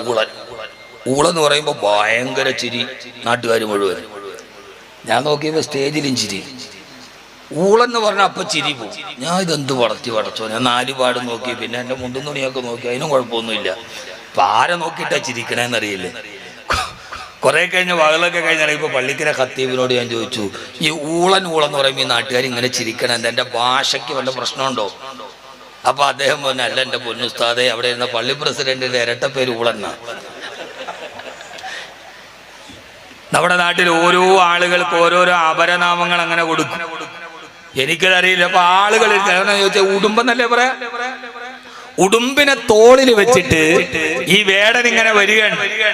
ആ സമയത്ത് ആ വേടൻ അല്ലാഹുവിന്റെ റസൂലിനോട് അഹങ്കാരത്തോട് പറഞ്ഞു, മുഹമ്മദേ സ്വല്ലല്ലാഹു അലൈഹി വസല്ലം, അല്ലാഹുവിന്റെ റസൂലിനോട് പറഞ്ഞു, മുഹമ്മദേ, എന്റെ തോളത്തിരിക്കുന്ന ഉടുമ്പ് നിന്നെ കൊണ്ട് വിശ്വസിച്ചാൽ ആ സമയത്ത് നിന്നെ കൊണ്ട് ഞാനും വിശ്വസിക്കാൻ തയ്യാറാണ് മുഹമ്മദേ സല്ലല്ലാഹു അലൈഹി വസല്ലം. രവിചന്ദ്രന്റെ ഉപ്പാപ്പ. ഇവിടുത്തെ നിരീശ്വരവാദികൾ പറയണ മാതിരി ഒരു മുട്ടായുക്തി നടക്കൂല. ഈ ഉടുമ്പ് നിന്നെ കൊണ്ട് വിശ്വസിച്ചാൽ ആ സമയത്ത് ഞാനും വിശ്വസിക്കാമെന്ന് പറഞ്ഞപ്പോ ആ സമയത്ത് ആ പ്രാകൃത മനസ്സുകാരനായ വേടന്റെ തോളത്തിരിക്കുന്ന ഉടുമ്പിനെ നോക്കിയിട്ട് അല്ലാഹുവിന്റെ റസൂൽ ചോദിച്ചു, ഓ ഉടുമ്പേ, മൻ തഅബുദുക, ആരെയാണ് ഉടുമ്പേ നീ ആരാധിക്കുന്നത്? ആരെയാ നിന്റെ യജമാനനാരാ? നിന്റെ സിട്ടാവാ? ആ സമയത്ത് ലോകചരിത്രത്തിന് അഭൂതപൂർവമായ ചരിത്രത്തിന്റെ പിറവി പോലെ വേടന്റെ തോളത്തിരിക്കുന്ന മിണ്ടാപ്രാണിയായ ഉടുമ്പ് മറുപടി പറഞ്ഞു, പത്രേ, യാ റസൂലല്ലാഹ്, ആരെയാണ് ഞാൻ ആരാധിക്കുന്നതെന്നറിയോ? മൻ ഫിസ്സമായി അർശുഹു വഫിൽ അർളി സുൽത്താനുഹു വഫിൽ ബഹരി സബീലുഹു വഫിൽ ജന്നത്തി റഹ്മതുഹു വഫിൻ നാരി അല്ലാഹുവിന്റെ റസൂലിന്റെ തോളത്തിരുന്ന ഉടുമ്പ് പറഞ്ഞു, പത്രേ, ആരുടെ സിംഹാസനമാണോ ആകാശത്തുള്ളത്, ആരുടെ അധികാരമാണോ ഭൂമിയിൽ നടമാടുന്നത്, ആരാണോ സമുദ്രത്തിൽ വഴിതെളിച്ചു കൊടുത്തത്, ആരുടെ അനുഗ്രഹമാണോ സ്വർഗത്തിൽ നിറഞ്ഞു കിടക്കുന്നത്, ആരുടെ ശിക്ഷയാണോ നരകത്തെ ഭീകരമാക്കിയത്, ആ അല്ലാഹുവിനെയാണ് ഞാൻ ആരാധിക്കുന്നതെന്ന് ഉടുമ്പ് പറഞ്ഞു കൊടുത്തപ്പോ അല്ലാഹുവിന്റെ റസൂല് വീണ്ടും ചോദിച്ചു, മദീന എത്രയെത്ര ചരിത്രങ്ങൾ കണ്ടടാ? ഉടുമ്പിനോട് ചോദിച്ചു, ഉടുമ്പ്, മൻ അന, ഞാൻ ആരെന്ന് പറയുമോ? ഉടുമ്പിന്റെ സത്യസാക്ഷ്യത്തിന് മറുപടി പറഞ്ഞു, അന്തല്ലദീ റസൂലു റബ്ബിൽ ആലമീൻ അന്ത ഖാതിമുൻ നബിയ്യീൻ ഖദ് അഫ്ലഹ മൻ സദ്ദഖക വഖദ് ഖാബ മൻ കദ്ദബക. യാ റസൂലല്ലാഹ്, നിങ്ങൾ ഈ സർവ്വലോകത്തിന്റെയും റസൂലാണ്, നിങ്ങൾ അവസാനത്തെ പ്രവാചകനാണ്. ഖദ് അഫ്ലഹ മൻ സദ്ദഖക, നിങ്ങളെ കൊണ്ട് വിശ്വസിച്ച ആളുകളെ രക്ഷപ്പെട്ടു പോയി. വഖദ് ഖാബ മൻ കദ്ദബക, നിങ്ങളെ കളവാക്കിയ ആളുകൾ നശിച്ചു പോയി. ഇത് കേട്ട ഉടനെ വേടൻ പറഞ്ഞു, പത്രേ, അശ്ഹദു അല്ലാ ഇലാഹ ഇല്ലല്ലാഹ് അശ്ഹദു അന്ന മുഹമ്മദർ റസൂലുള്ളാഹ്. ഏകനായ അല്ലാഹുവിന്റെ സത്യസാക്ഷ്യത്തിന്റെ മതത്തിലോട്ട് വന്നെങ്കിൽ എന്നെ കേൾക്കാനെത്തിയ സഹോദരങ്ങളോട് സഹോദരിമാരോട് കുടുംബിന് പോലും അല്ലാഹു ആരെന്നറിയാം. പക്ഷേ അറിയാത്തത് പഞ്ചേന്ദ്രിയ പരിജ്ഞാനം കൊണ്ട് അഗ്രഗണ്യരായ നമുക്ക് ഇസ്ലാം കാര്യം 5 ഈമാൻ കാര്യം 6 പറഞ്ഞ് ചെറുപ്പത്തിലെ മുസ്ലിമായി. പക്ഷെ ഇതേവരെ അല്ലാഹുവിനെ കുറിച്ച് നമുക്കറിയാവോ? അവന്റെ അധികാരമാണ് ഭൂമിയിലെന്ന് പറയാൻ, അവന്റെ സിംഹാസനമാണ് അർശിലെന്ന് പറയാൻ, ആരൊക്കെ എന്നെ തളർത്തിയാലും എനിക്കെന്റെ റബ്ബുണ്ടെന്ന് പറയാൻ പെങ്ങളെ നമുക്ക് കഴിയണ്ട്. ആരൊക്കെ അപവാദങ്ങൾ പറഞ്ഞാലും എനിക്കെന്റെ റബ്ബുമായിട്ടൊരടുപ്പമുണ്ട്. ആര് വിശ്വസിച്ചാലും എനിക്കത് പ്രശ്നമല്ല. ഞാൻ ചുരുക്കി പറയട്ടെ, അല്ലാഹുവിന്റെ വിശുദ്ധ ഖുർആനിലെ സൂറത്ത് നൂറിലെ 7ഓളം ആയത്ത് അവതരിപ്പിച്ചത് അപവാദം കൊണ്ട് മനസ്സ് നേറിപ്പോയൊരു സ്ത്രീയുടെ നിരപരാധിത്വം തെളിയിക്കാനല്ലേ. സൂറത്ത് നൂർ അവതരിപ്പിച്ച റബ്ബിപ്പോടുമല്ലേ ഹബീബായ നബി മുഹമ്മദ് മുസ്തഫ. ഹബീബായ നബി മുഹമ്മദ് മുസ്തഫ സല്ലല്ലാഹു അലൈഹി വസല്ലമയുടെ പ്രിയപ്പെട്ട പത്നി ആയിഷ റളിയല്ലാഹു തആല അൻഹയ്ക്കെതിരെ അപവാദം പരത്തപ്പെട്ട കാലം. ആ സംഭവം എല്ലാവർക്കും അറിയാം. അറിയില്ലേ? അറിയാവുന്നവരൊക്കെ ഒന്ന് കൈപൊക്കി കാണും. ആയിഷ ബീവിക്കെതിരെ അപവാദം നടന്ന സംഭവം അറിയാവുന്നവരൊക്കെ ഒന്ന് കൈവക്കി. പടച്ചോനെ കയ്യൂല്ല അല്ലാഹു. കൈവക്ക് അറിയാവുന്നവരൊക്കെ കൈവക്ക്. ഒരു ഇൽമ അറിയാവുന്നവര് കൈവക്കാനല്ലേ പറയാം. അതൊരു അംഗീകാരമല്ലേ? താഴ്ത്തല്ലേ പൊക്കി കൈപിടി. താഴ്ത്തിയിട്ട് ഇനി അറിയാത്തവരൊന്ന് കൈവക്കി. താഴ്ത്തി. ഈ അറിയാവുന്നവർ അറിയാത്തവർക്കൊന്ന് പറഞ്ഞു കൊടുത്തേക്കും. കാരണം അത് പറഞ്ഞാല് സമയം പറഞ്ഞു. നിങ്ങൾക്കറിയാവോ അപവാദം? അയലോക്കത്തെ പെണ്ണിനെ കുറിച്ച് അറിയാം, ആയിഷ ബീവിയെ കുറിച്ച് അറിഞ്ഞുകൂടാ. എന്റെ പൊന്ന് സഹോദരിമാരെ, ഇതൊക്കെ പഠിക്കണ്ടേ? ഈ റീൽസും കണ്ടുകൊണ്ടിരുന്നാൽ ഈ കുടുംബജീവിതത്തിലെ ഏറ്റവും വലിയ പ്രശ്നം എന്താണെന്നറിയോ? 2.5 മിനിറ്റുള്ള റീലാണ് റിയൽ ലൈഫ് എന്ന് കരുതിയിട്ട് നടക്കണ പെണ്ണുങ്ങളാണ് ഈ ലോകത്തിലെ ഏറ്റവും വലിയ പ്രശ്നം. 2.5 മിനിറ്റുള്ള റീല്, അത് ആ പെണ്ണുങ്ങൾ ഇങ്ങനെ ഇരുന്ന് അവർ ആഘോഷിക്കും. ചായ വിട്ട് ഫിൽറ്റർ ഇട്ട് കെട്ടിപ്പിടിച്ച് ചായ ഇടുമ്പോ അതിന്റെ ഇടയിൽ നോക്കി എന്നിട്ട് ഉടനെ ഭർത്താവിന് കണ്ടുപടി പൊട്ടി പെണ്ണെ. അത് 2.5 മണിക്കൂർ യൂട്യൂബ് വരുമാനത്തിന് ഏതൊക്കെയോ ആളുകൾ ഫിൽറ്റർ ഇട്ട് അഭിനയിക്കാൻ. അത് 2 ഇപ്പൊ പിരിഞ്ഞു. അതിലുണ്ടായിരം ആ 2 പേര് ഇപ്പൊ പിരിഞ്ഞു. എന്താ കാരണം? പുരോഗമനവാദികളെ കാരണം പറ. ബിഗ് ബോസിന് പങ്കെടുത്ത 2 സെലിബ്രിറ്റികൾ എല്ലാവരും താരാരാധനയോടെ നോക്കിയവർ നമുക്ക് സഹതാപമുണ്ട്, ആഘോഷിക്കില്ല. പിരിയാ നേരത്തെ ഭർത്താവ് പറഞ്ഞ കാരണം ഏതാ? ഭാര്യക്ക് കൂടുതൽ ഫ്രീഡമുള്ള ഒരു പക്ഷിയെ പോലെ പറക്കണം, എനിക്കത് പറ്റില്ല. ശരിയാണ്. ഇത് തന്നെയല്ലേ എന്റെ ഭർത്താവ് പറഞ്ഞു. ഇത് ഭർത്താവ് ഒന്ന് പിണങ്ങിയ, ഒന്ന് ദേഷ്യപ്പെട്ടിട്ട് പള്ളിക്കൽ നിസ്കരിക്കാൻ പോയ 2ാമത്തെ അത്തഹിയാത്തിൽ നോക്കുമ്പോ നിസ്കാരം കഴിഞ്ഞ് നോക്കുമ്പോ കണ്ടുപടി ഇതാ ഭാര്യയും ഭർത്താവും.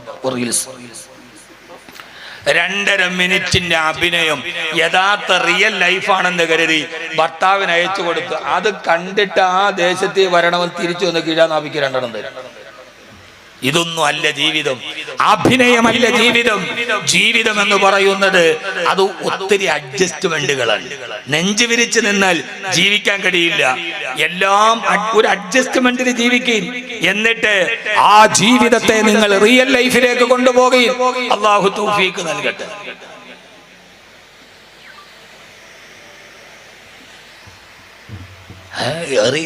ഞാൻ ഈ വിഷയം ഒത്തിരി പറയില്ല, കാരണം എന്റെ ഭാര്യയും ചിലപ്പോൾ ലൈവ് കേൾക്കണുണ്ടാവും.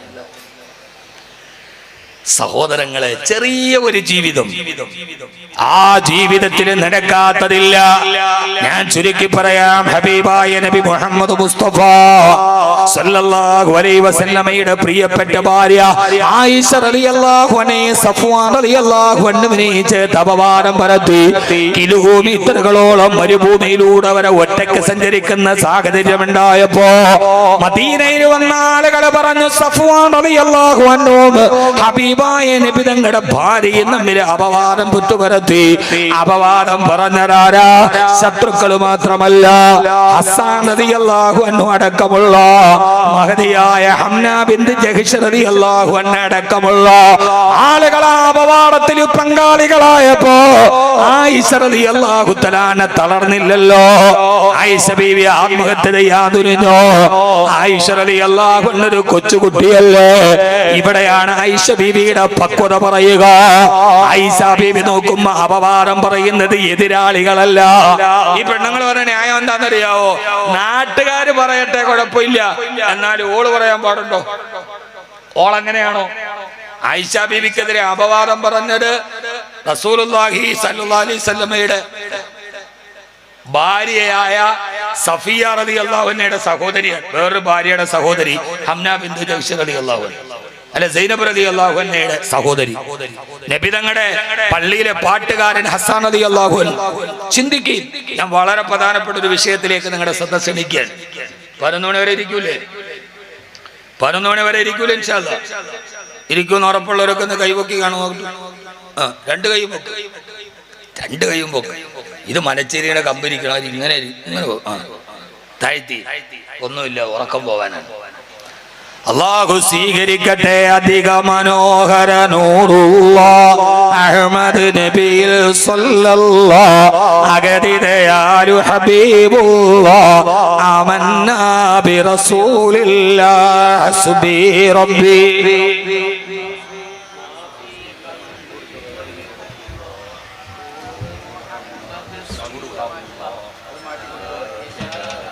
മുത്തിന്റെ ഫാത്തിമ നിധിയോരേ, മുത്തിന്റെ മണവാളനലിയോരേ, ഹസനും ഹുസൈനും റളിയല്ലാഹു ആമന്നാ ബി റസൂലില്ലാഹി ഹസ്ബി റബ്ബി.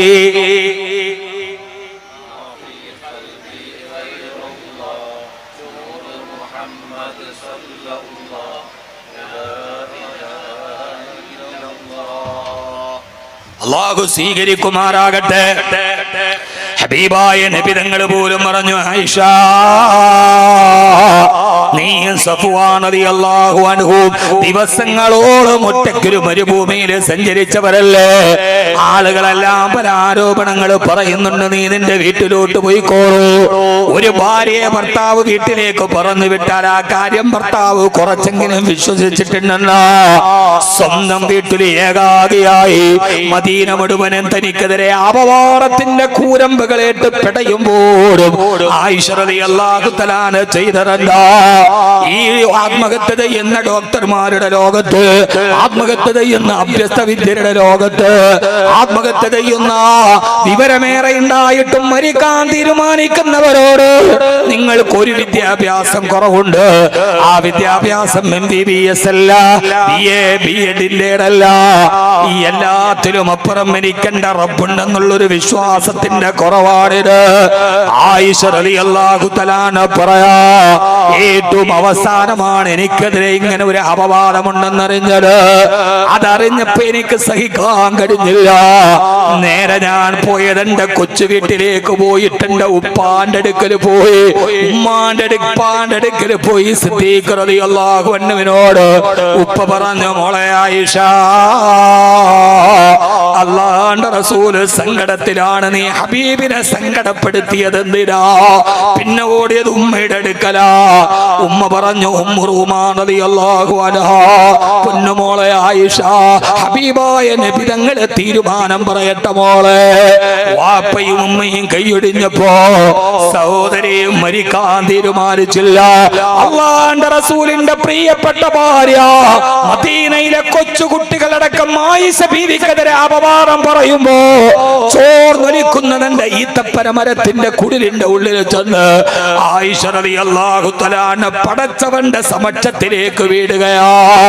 അവിടെ കിടന്ന് സുജൂദിൽ കിടന്ന് കരഞ്ഞിട്ട് പറഞ്ഞു, റബ്ബേ, ആയിഷക്ക് നീ അല്ലാതെ ഒരഭയമില്ല അല്ലാഹ്. നിന്റെ ഹബീബ് പോലും എന്നെ സംശയത്തിന്റെ മുനയിൽ നിർത്തി വീട്ടിലാക്കി കളഞ്ഞു. വാപ്പയും ഉമ്മയും എന്നെ തടഞ്ഞു കളഞ്ഞു. ഈ നാട്ടുകാർ മുഴുവനും എനിക്കെതിരെ എന്റെ ചാരിത്രത്തെ ശുദ്ധിയിൽ സംശയിക്കുകയാണ്. റബ്ബേ, ഞാൻ സഫ്വാനും തമ്മിൽ ഒരു സലാം പറഞ്ഞതല്ലാതെ, ഒരു സലാം മടക്കിയതല്ലാതെ മറ്റൊരു വർത്തമാനം പറഞ്ഞിട്ടില്ലെന്ന് നിനക്കറിയാമല്ലോ. രഹസ്യ പരസ്യങ്ങൾ അറിയുന്ന റബ്ബേ, നിരപരാധിയുടെ കണ്ണീരിന് വിലയുള്ള ദർബാറേ, ലോകത്തിന്റെ ഉടമസ്ഥനെ, മറഞ്ഞതും തെളിഞ്ഞതും അറിയുന്ന റബ്ബേ, ആയിഷയുടെ കണ്ണീര് കാണണയല്ല. സഹോദരി, നിങ്ങൾ വിശ്വസിക്കുമോ എന്ന് എനിക്കറിയില്ല. ആയിഷ റളിയല്ലാഹു അൻഹ പറയാ, എന്റെ കണ്ണീര് എന്റെ നിസ്കാരപ്പായിലൊടുങ്ങിയപ്പോ ആകാശത്ത് ഇടിമിന്നൽ കേൾക്കാൻ തുടങ്ങി. മദീന ഞെട്ടിത്തെറിക്കുന്ന ഇടിമിന്നലായിരുന്നു അത്. ആകാശത്ത് നിന്നൊരു പെഴുമര തിമിർത്തു പെയ്തു. അത് മദീനയുടെ മരുഭൂമിയിലൂടെ ആ മഴയിങ്ങനെ താളിട്ടൊഴുകാൻ തുടങ്ങി, മലവെള്ളപ്പാച്ചില് പോലെ. ആയിഷ ബീവി പറയുന്നുണ്ട്, ആ സംഭവം ഇങ്ങനെ പറയാൻ കഴിയൂ. അന്ന് രണ്ട് മഴയാണ് പെയ്തത്. ഒന്ന് മദീനയിലെ മരുഭൂമിയെ കുളിരണിയിച്ച മഴ, രണ്ടെന്റെ കണ്ണീര് വീണ എന്റെ കവിളിലൂടെ ഒഴുകിയപ്പോഴാ ആ മദീനയുടെ മരുഭൂമിയിൽ ആ മഴ ചാലിട്ടപ്പോ എന്റെ കവിൾ തടത്തില് ചാലുകൾ വിടർന്നു. ആ കണ്ണുനീർത്തുള്ളികൾ മഴവെള്ളം പോലെ പാഞ്ഞൊഴുകി. എനിക്ക് സഹിക്കാൻ കഴിഞ്ഞില്ല. ആരെന്നെ കൈവിട്ടാലും എന്റെ റബ്ബെന്നെ കൈവിടില്ല. കരഞ്ഞു പറഞ്ഞപ്പോ മദീനത്തെ പള്ളിയിലിരിക്കുന്ന ഹബീബിന്റെ നെറ്റിത്തടത്തില് വിയർപ്പ് കണങ്ങൾ ഒരുമിച്ച് കൂടാൻ തുടങ്ങി. അതാ ഗഗനലോകത്ത് നിന്ന് ദിവ്യബോധനത്തിന്റെ വെളിപാടുമായി റൂഹുൽ അമീൻ മലക്ക് ജിബ്രീൽ അലൈഹിസ്സലാത്തു വസ്സലാം അല്ലാഹുവിന്റെ റസൂലിനായ തറങ്ങി. ബിസ്മില്ലാഹിർ റഹ്മാനിർ റഹീം. ഇന്നല്ലദീന ജാഊ ബിൽ ഇഫ്കി ഉസ്ബത്തും മിൻകും ലാ തഹ്സബൂഹു ശർറൻ ലക്കും ബൽ ഹുവ ഖൈറുൻ ലക്കും ലികുല്ലി ഇംരിഇൻ മിൻഹും മക്തസബ മിനൽ ഇൽം വല്ലദീ തവല്ലാ കിബ്റുഹു മിൻഹും അദാബുൻ അലീം. ആകാശത്തിന്റെ രക്ഷിതാവായ റബ്ബ്, യജമാനനായ റബ്ബ്, ഒരു കൗമാരക്കാരി പാവപ്പെട്ട പെണ്ണ് പൊട്ടിക്കരഞ്ഞപ്പോ അല്ലാഹുവിന്റെ ദർബാർ ചലിച്ചു. നബി അങ്ങയുടെ ഭാര്യയെ കുറിച്ച് പറഞ്ഞത് അപവാദമാണ് നബിയെ. ആയിഷ ബീവി തെറ്റ് ചെയ്തിട്ടില്ല. ആയിഷ നിരപരാധിയാണ്. ആയിഷ ബീവി സ്ഫടിക സമാന സ്ഫുടതയുള്ള ഹൃദയത്തിന്റെ ഉടമയാണ് നബിയെ. അതുകൊണ്ട് തന്റെ ഭാര്യയുടെ നിരപരാധിത്വം വ്യക്തമാക്കി ആയത്തിറങ്ങിയപ്പോ ഹബീബായ നബി സല്ലല്ലാഹു അലൈഹി വസല്ലം എന്ന ഭർത്താവ് ഓടിച്ചെന്നു ആയിഷ ബീവിയുടെ വീട്ടിലേക്ക്. അതിനേക്കാൾ മുമ്പ് സിദ്ദീഖ് റളിയല്ലാഹു തആല മോളുടെ അടുക്കലേക്ക് വന്നു. ചരിത്രം വീട്ടി പരത്തി പറയാൻ കഴിയില്ല. മനോഹരമായ ഒരു വാക്ക് ആയിഷ ബീവി പറയുന്നുണ്ട്. ആയിഷ ബീവിയുടെ എല്ലാ സങ്കടങ്ങളും പെയ്തൊടിഞ്ഞ രാത്രിയില്, മോളെ ആയിഷ, അല്ലാഹു നിന്നെ നിരപരാധിത്വം വ്യക്തമാക്കി ആയത്തിറക്കിയിട്ടുണ്ട് മോളെ. അത് പറയാൻ റസൂലുള്ളാഹി വരുന്നുണ്ട്. മോളെ, വസ്ത്രം മാറ്റി സന്തോഷത്തോടെ ഹബീബിനെ സ്വീകരിച്ചോളൂ എന്ന് പറയുമ്പോ കണ്ണീരൊഴുക്കുകയാണ് ആയിഷ ബീവി. എല്ലാരും എന്നെ കൈയൊടിഞ്ഞപ്പോ എന്റെ റബ്ബെന്നെ കൈയൊടിഞ്ഞില്ലല്ലോ. എല്ലാരും എന്നെ ഒറ്റപ്പെടുത്തിയപ്പോൾ എന്റെ യജമാനൻ എന്നെ ഒറ്റപ്പെടുത്തിയില്ലല്ലോ. എന്റെ കണ്ണീരെന്റെ റബ്ബ് കേട്ടുവല്ലോ. ആ റബ്ബ് ഇപ്പോഴുമുണ്ട് പെങ്ങളെ. ഇന്നല്ലാഹ ഹയ്യുൻ ലാ യമൂത്ത്. അവൻ ജീവിക്കുന്നവനാണ്, മരണപ്പെടുന്നവനല്ല. കരയാൻ നമുക്ക് കഴിയണം, കണ്ണീരിന് വിലയുണ്ടാവണം. അല്ലാഹുവിന്റെ റസൂൽ നബി മുഹമ്മദ് മുസ്തഫ സല്ലല്ലാഹു അലൈഹി വസല്ലം ഓടി വന്നു. ആയിഷ റളിയല്ലാഹു തആല റൂമിൽ തന്നെ ഇരുന്നു. ഹബീബായ നബി തങ്ങൾ വന്ന, ആയിഷ, നിന്നെ അല്ലാഹു നിരപരാധിത്വം തെളിയിച്ചു മോളെ എന്ന് പറയവേ ആയിഷ ബീവി നിർവികാരതയോടെ ഇരുന്നു. സിദ്ദീഖ് റളിയല്ലാഹു അൻഹു പറഞ്ഞു, മോളെ ആയിഷ, അല്ലാഹുവിന്റെ റസൂൽ വന്നത് കണ്ടില്ലേ? ഹബീബിനോട് പോയി നന്ദി പറഞ്ഞടുത്ത് നിൽക്കാൻ പറഞ്ഞപ്പോ സങ്കടവും ദേഷ്യവും സഹിക്കാൻ കഴിയാതെ അല്ലാഹുവിന്റെ റസൂലിനോടുള്ള അമിത സ്നേഹത്തിൽ ആയിഷ ബീവി പറഞ്ഞ ഒരു വാക്കുണ്ട്, വാപ്പാ വാപ്പാ, ഇക്കാര്യത്തിൽ എനിക്കൊരാളോട് കടപ്പാടില്ല. ഇക്കാര്യത്തിൽ ഞാൻ ഒരാളോട് നന്ദി പറയേണ്ട കാര്യമില്ല. എനിക്ക് ഇക്കാര്യത്തിൽ നന്ദി പറയാൻ ഒരാളെ ഉള്ളൂ, അതിന്റെ യജമാനനായ റബ്ബിനോട് മാത്രമാണ്.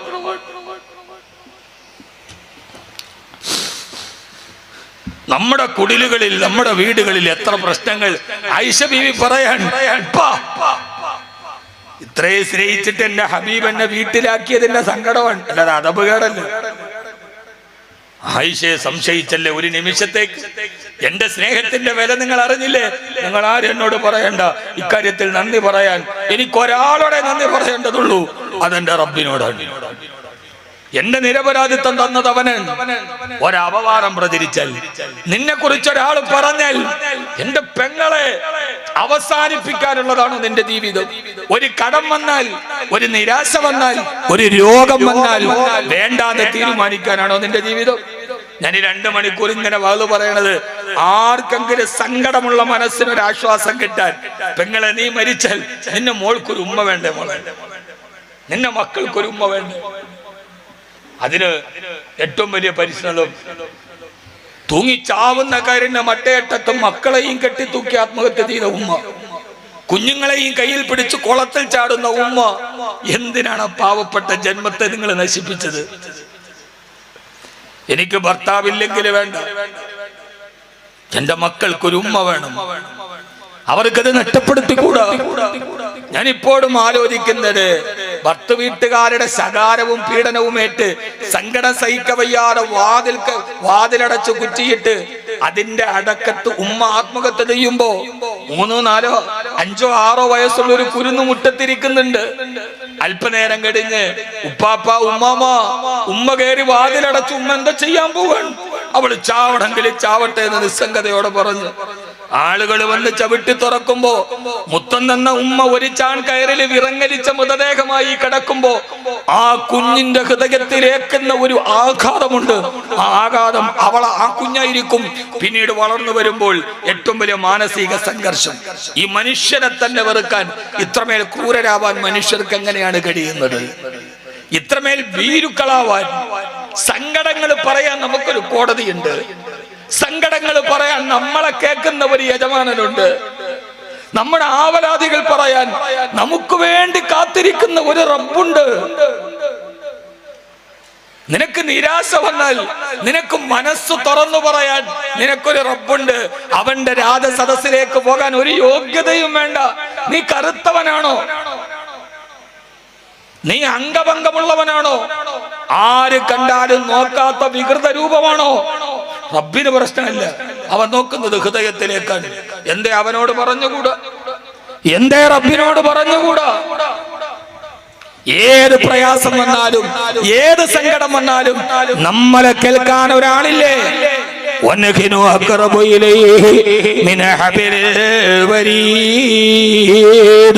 നിങ്ങളുടെ കർണനരമ്പിനേക്കാൾ ഞാൻ അടുത്തവനാണ്. നമുക്കൊരു രക്ഷിതാവില്ലേ? അവനോട് നമുക്ക് അടുത്തുകൂടെ? ഇൻഷാ അല്ലാഹ് പറയും, ഇൻഷാ അല്ലാഹ് പറയും മനുഷ്യന്മാരെ, ഇൻഷാ അല്ലാഹ് പറയും. അള്ളാഹുവിലേക്ക് അടുത്തുകൂടെ? അള്ളാഹുവിലേക്ക് അടുക്കാനുള്ള ഏറ്റവും പ്രധാനപ്പെട്ട വഴി ഏതാ? ആ ഒരൊറ്റ വഴി. ഒരു 10 മിനിറ്റ് നിങ്ങൾ ഇരുന്നാ ഞാൻ പറഞ്ഞാൽ ഇൻഷാ അല്ലാഹ് ചെയ്യൂലേ? എല്ലാരും പറഞ്ഞാ ഇൻഷാ അല്ലാഹ് ചെയ്യൂലേ? ചെയ്യൂലേ? ചെയ്യുന്ന ഉറപ്പുള്ളവരൊക്കെ ഒന്ന് കൈപൊന്തിക്കാൻ. കൈപൊക്ക്. മാഷാ അല്ലാഹ്, അല്ലാഹു തൗഫീഖ് നൽകട്ടെ. ഞാൻ ഈ പറയുന്നത് ഖുർആനാണ്. ഇത് കബീർ ബാക്കവിയുടെ ചെപ്പടി വിദ്യയല്ല, മനസ്സിലാകണ ഭാഷയിൽ പറയാൻ. നിങ്ങൾക്കൊരു പ്രശ്നമുണ്ടോ? നിങ്ങൾക്കൊരു പ്രയാസം പോണോ? കഴിഞ്ഞിട്ടല്ലേ പോളൂ. ആ പ്രശ്നങ്ങൾ ഏതാണ്? ഞാൻ എൻ്റെ യുവാക്കളോട്, എൻ്റെ പ്രിയപ്പെട്ട യുവാക്കളോട്, എൻ്റെ പ്രിയപ്പെട്ട യുവതികളോട്, ഇവിടെ ഇരിക്കുന്ന ഓരോരുത്തരോട് ഒരു അരമണിക്കൂർ ഇൻഷാ അല്ലാഹ് 11 മണിയൊക്കെ നമുക്ക് പിരിയാം. എല്ലാവരും ഉണ്ടാവൂലേ? സ്റ്റേജ് ഉള്ളവര് 11 മണിക്ക് ഇൻഷാ അല്ലാഹ് നമുക്ക് പിരിയാം. ഞാൻ പറയണ വിഷയം തീർന്നാലും ഇല്ലെങ്കിലും 11 മണിക്ക് നമുക്ക് പിരിയാൻ. പണ്ടാര പറഞ്ഞാലും മരിച്ചാലും മരിച്ചില്ലെങ്കിൽ അസറിന് കവറടക്കും എന്ന് പറഞ്ഞാൽ വിഷയം തീർന്നാലില്ലെങ്കിൽ നമ്മൾ 11 മണിക്ക് ഇൻഷാ അല്ലാഹ് നടക്കണം. എൻ്റെ പ്രിയപ്പെട്ട സഹോദരങ്ങളെ, അല്ലാഹു സ്വീകരിക്കട്ടെ. ഒരു ചെറിയ ആയുസ് പടച്ചവനോടൊന്ന് അടുത്തു നോക്ക്. അള്ളാഹുവിനോട് നിങ്ങൾ പറഞ്ഞു നോക്ക്, ആവശ്യം എന്തുണ്ടെങ്കിലും കുഴയണ്ട, റബ്ബിന്റെ വാതിൽ മുട്ടണം മടിക്കണ്ട. എന്താവശ്യം ഉണ്ടെങ്കിൽ റബ്ബിനോട് പറ. നമുക്കിതെല്ലാം തന്നതാരാ? ബിഹഖി സ്വലാത്തുല്ലാഹ് സലാമുല്ലാഹ് അലാ റസൂലില്ലാഹ് സ്വലാത്തുല്ലാഹ് സലാമുല്ലാഹ് അലാ യാസീൻ ഹബീബില്ലാഹ് സ്വലാത്തുല്ലാഹ്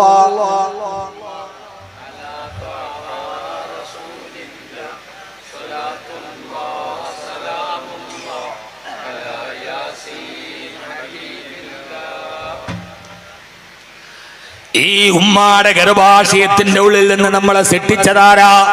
ഒരു 10 മിനിറ്റ് ആരും പോകരുത്, ഞാൻ പറയുന്നത് ശ്രദ്ധിച്ച് കേൾക്കണം. വളരെ പ്രധാനപ്പെട്ട ഒരു കാര്യം അല്ലാഹുവിന്റെ ഖുർആനിലൂടെ അല്ലാഹു പറയാ, വല്ലാഹു അഖറജകും മിൻ ബുതൂരി ഉമ്മഹാതികും ലാ തഅലമൂന ശൈആ. ഒന്നും അറിയാത്ത അവസ്ഥയിൽ നിന്ന് ഈ ഭൂമിയിലേക്ക് സൃഷ്ടിക്കപ്പെട്ട നിങ്ങൾക്ക് പിന്നീട് ആവശ്യാനുസരണം എല്ലാം നിങ്ങൾക്ക് തന്നതാരാ? അല്ലാഹു ചോദിക്കുകയാണ്, ഉമ്മയുടെ ഗർഭാശയത്തിന്റെ ഉള്ളിലോട്ട് വന്ന് ആ ഗർഭാശയത്തിന്റെ ഉമ്മയുടെ ഉപ്പായുടെ മുതുകിൽ നിന്ന് 2 കോടിയോളം ബീജങ്ങളായി ഉമ്മയുടെ ഗർഭാശയത്തിലേക്ക് വന്ന് ആ ബീജങ്ങൾ വന്ന് ഉമ്മയുടെ ഗർഭാശയത്തിന്റെ ഉള്ളിൽ കിടന്ന് 2ആയി വിഭജിച്ച് അതിന്റെ ഉള്ളിൽ ആ ഗർഭാശയത്തിന്റെ ഉള്ളിൽ നിങ്ങളെ വളർത്തിക്കൊണ്ടുവന്നടാരാ? ആ ഉമ്മയുടെ ഗർഭാശയം നിങ്ങൾ വളരുന്നതിനനുസരിച്ച് ഉമ്മാന്റെ ഗർഭാശയത്തെ വളർത്തിയതാരാ? ഒരു കുഞ്ഞിന്റെ ഗർഭധാരണം നടക്കുന്ന സമയത്ത് ഒരു പെണ്ണിന്റെ ഗർഭാശയത്തിന്റെ അളവ് 1 സ്പൂണ് ദ്രാവകം കൊള്ളാൻ വലിപ്പമേയുള്ളൂ. ഗർഭാശയത്തിന് 9 മാസമാകുമ്പോ 5 ലിറ്റർ വെള്ളം കൊള്ളാൻ വലിപ്പത്തിൽ ആ ഗർഭാശയത്തെ വളർത്തി തന്നടാരാ? പൊന്നുമോനെ, നിന്റെ റബ്ബിനെ കുറിച്ച് നിനക്കറിയോ? ആ ഗർഭാശയത്തിന്റെ ഉള്ളിൽ നിന്റെ കൈ വളരുമ്പോ, കാല് വളരുമ്പോ അതിനനുസരിച്ച് ഗർഭാശയം വളർന്നില്ലെങ്കിൽ ആ കാലുകൾ തമ്മിൽ കൂടിപ്പിളർന്ന് വളരാൻ സ്ഥലമില്ലാതെ അത് വളഞ്ഞും പൊളഞ്ഞും കിടക്കില്ലേ? നിന്റെ കൈകൾ ഇങ്ങനെ നിവർത്തി വളരാ, നിന്റെ കാലുകൾ നിവരാൻ ആ ഗർഭാശയത്തിൽ ആ ഗർഭാശയത്തെ വളർത്തി തന്നടാരാ? തുമ്മ ഖലഖനൻ നുത്ഫത അലഖ ഫഖലഖനൽ അലഖത മുളഗ ഫഖലഖനൽ മുളഗത ഇലാമാ.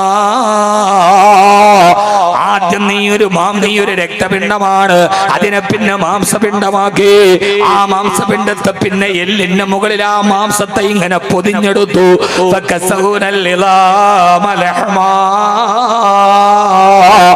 ആ മാംസത്തെ എല്ലിൽ ഇങ്ങനെ പൊതിഞ്ഞെടുത്ത് കണ്ണു വെക്കേണ്ടടുത്ത് കണ്ണ്, ചെവി വരേണ്ടടുത്ത് ചെവി, ഇത്ര മനോഹരമായി ആ ഗർഭാശയത്തിൽ നിന്നെ വരച്ചെടുത്ത ഡിസൈനർ ആരാ? മോനെ, ലോകചരിത്രത്തിൽ ആരെങ്കിലും വെളിച്ചമില്ലാത്ത ഇരുട്ടുമുറിയിലെ ചിത്രം വരച്ചിട്ടുണ്ടോ? ഡാവിഞ്ചിയും പിക്കാസോയും വരച്ചിട്ടുണ്ടോ? രാജാരവിവർമ്മ വരച്ചിട്ടുണ്ടോ? പക്ഷേ ഞാനൊന്ന് ചോദിക്കട്ടെ, ഉമ്മാടെ ഗർഭാശയത്തിന്റെ ഉള്ളിലെ ഇരുട്ട്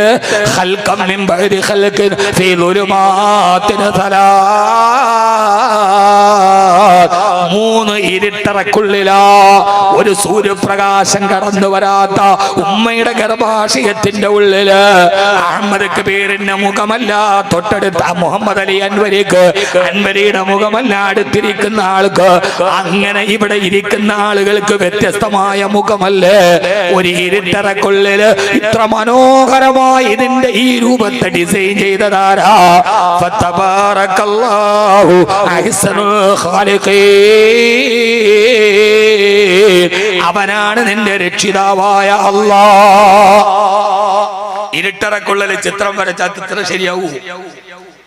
ഇരുട്ട് റൂമില് ഉമ്മാടെ ഗർഭാശയത്തിന്റെ ഉള്ളിലാണ് ഇത്ര മനോഹരമായിട്ട് എന്നെ വരച്ചത്, ഇത്ര മനോഹരമായിട്ട് ഉസ്താദിനെ വരച്ചത്. വേറെ ഗ്ലാമറുള്ള ഒരു ഉസ്താദ് അതിൽ പോയാ ഗ്ലാമറുള്ളവരൊക്കെ പോയി. അത്ര മനോഹരമായിട്ട് ഇതിനെ ഡിസൈൻ ചെയ്തതാരാ? നിങ്ങളുടെ ഓരോരുത്തരുടെ മുഖം നോക്ക്. ഈ ഡിസൈനർ ആരാ? ഫതബാറകല്ലാഹു അഹ്സനുൽ ഖാലിഖീൻ. അവനാണ് നിന്റെ സൂപ്പർ ഡിസൈനറായ അല്ലാഹ്. എന്നിട്ട് വെളിയിലോട്ട് വന്നു. വന്നിട്ട് അല്ലാഹുവിനോട് പറഞ്ഞു, അല്ലാഹുവേ, പടച്ചവൻ നമുക്ക് കുടിക്കാനുള്ള വെള്ളം തന്നില്ലയോ? നമുക്ക് വെള്ളം തന്നതാരാ? മനുഷ്യന്മാര് പഞ്ചായത്തിലെ കുടിവെള്ളം ഇപ്പോഴും ശ്രദ്ധിച്ച് കേക്ക്. യുവാക്കളോട് യുവതികളോട് കൽബിലോട്ട് കയറ്റ്. അല്ലാഹുല്ലദീ അൻസല മിനസ് സമാഇ മാ, അല്ലാഹുവാണ് ആകാശത്ത് നിന്ന് നിങ്ങൾക്ക് വെള്ളത്തെ തന്നത്. ആ വെള്ളം മാത്രമല്ല, നിങ്ങൾക്ക് കഴിക്കാൻ ഭക്ഷണം തന്നതാരാ? ഫഅംബത്നാ ഫീഹാ ഹബ്ബാ വൈനബൻ വകൽബാ വസൈതൂനം വനഖിലാ. നിങ്ങൾക്ക് കഴിക്കാൻ അത്തിപ്പഴം, റുമ്മാൻ പഴം, ഈത്തപ്പഴം, ഇങ്ങനെ വിവിധ തരത്തിലുള്ള പഴങ്ങളെ നിങ്ങൾക്ക് ഞാൻ മുളപ്പിച്ചു തന്നില്ലയോ? ഇതൊക്കെ തന്നതാരാ? ആരാന്നത്? അല്ലാഹുവാണ്. കുടിക്കാൻ വെള്ളവും കഴിക്കാൻ പഴങ്ങളും തന്നു. പടച്ചവനെ, ഇനി ഞങ്ങൾക്ക് പാല് വേണം റബ്ബേ. വഇന്നലക്കും ഫിൽ അൻആമി ലഇബ്റാ നുസ്ഖീകും മിമ്മാ ഫീ ബുതൂനിഹാ മിൻ ബൈനി ഫറദിൻ വദമിൻ ലബനൻ ഖാലിസൻ സായിഗൽ ലിശ്ശാരിബീൻ. ചാണകത്തിന്റെയും രക്തത്തിന്റെയും ഇടയിലൂടെ ചാണകത്തിന്റെ ഗന്ധമോ രക്തത്തിന്റെ നിറമോ കലരാട് ലബനൻ ഖാലിസ, നിങ്ങൾക്ക് കുടിക്കാൻ ഞാൻ നിങ്ങൾക്ക് പാല് തന്നില്ലോ? തീർന്നില്ല, ഞങ്ങൾക്ക് തേൻ വേണം റബ്ബേ. വൗഹാ റബ്ബുക ഇലൻ നഹ്ലി അനിത്തഖ്ദീ മിനൽ ജിബാലി ബുയൂതാ, തേനീച്ചകളിലൂടെ നിങ്ങൾക്ക് കുളിക്കാൻ തേൻ തന്നില്ലയോ? അപ്പോഴാണ് പറഞ്ഞത്, അല്ലാഹുവേ, ഈ തേനും കുടിച്ചു പാലും കുടിച്ച് ഭക്ഷണവും കഴിച്ച് ഞങ്ങൾ ഇങ്ങനെ ജീവിക്കുമ്പോ ഞങ്ങൾക്കൊരു വീട് വേണമല്ലോ. മോളൂരിലെ സഹോദരാ, ആരാ നിനക്ക് വീട് തന്നത്? പഞ്ചായത്തിൽ നിന്നാണോ? ഗൾഫിൽ പോയി കഷ്ടപ്പെട്ടിട്ടാണോ? അല്ല അല്ല, വല്ലാഹു ജഅല ലക്കും മിൻ ബുയൂതികും സകനാ, സമാധാനത്തോടെ ജീവിക്കാൻ നിങ്ങൾക്ക് ഞാനൊരു വീട് തന്നില്ലയോ? നമ്മൾ കിടന്നിറങ്ങുന്ന വീട് നമുക്ക് നമ്മുടെ യജമാനൻ തന്നടാ. ആ വീട്ടിൽ കിടന്നപ്പോ പറഞ്ഞു, റബ്ബേ, ഒറ്റയ്ക്ക് കിടന്നിട്ടൊരു സുഖമില്ല, കൂടെ കിടക്കാൻ ഒരു ഇണ വേണം റബ്ബേ. എന്നാൽ നിനക്ക് ഞാനൊരു ഭാര്യയെ തരാം, ഒരു ഭർത്താവിനെ തരാം. നമുക്ക് ഇണകളെ തന്നടാരാ? നമ്മുടെ യജമാനനായ റബ്ബാ. പിന്നെ പറഞ്ഞു, റബ്ബേ, ഞാനും അവളും മാത്രമായിട്ട് ജീവിച്ചു മടുത്തുപോയി റബ്ബേ. താരാട്ട് പാടാൻ, താലോലം പറയാൻ, ഉമ്മ എന്ന് വിളിക്കാൻ, ഉപ്പ എന്ന് വിളിക്കാൻ ഞങ്ങൾക്കൊരു കുഞ്ഞിനെ തരണേ റബ്ബേ. ആരാ നിനക്ക് മക്കളെ തന്നത്?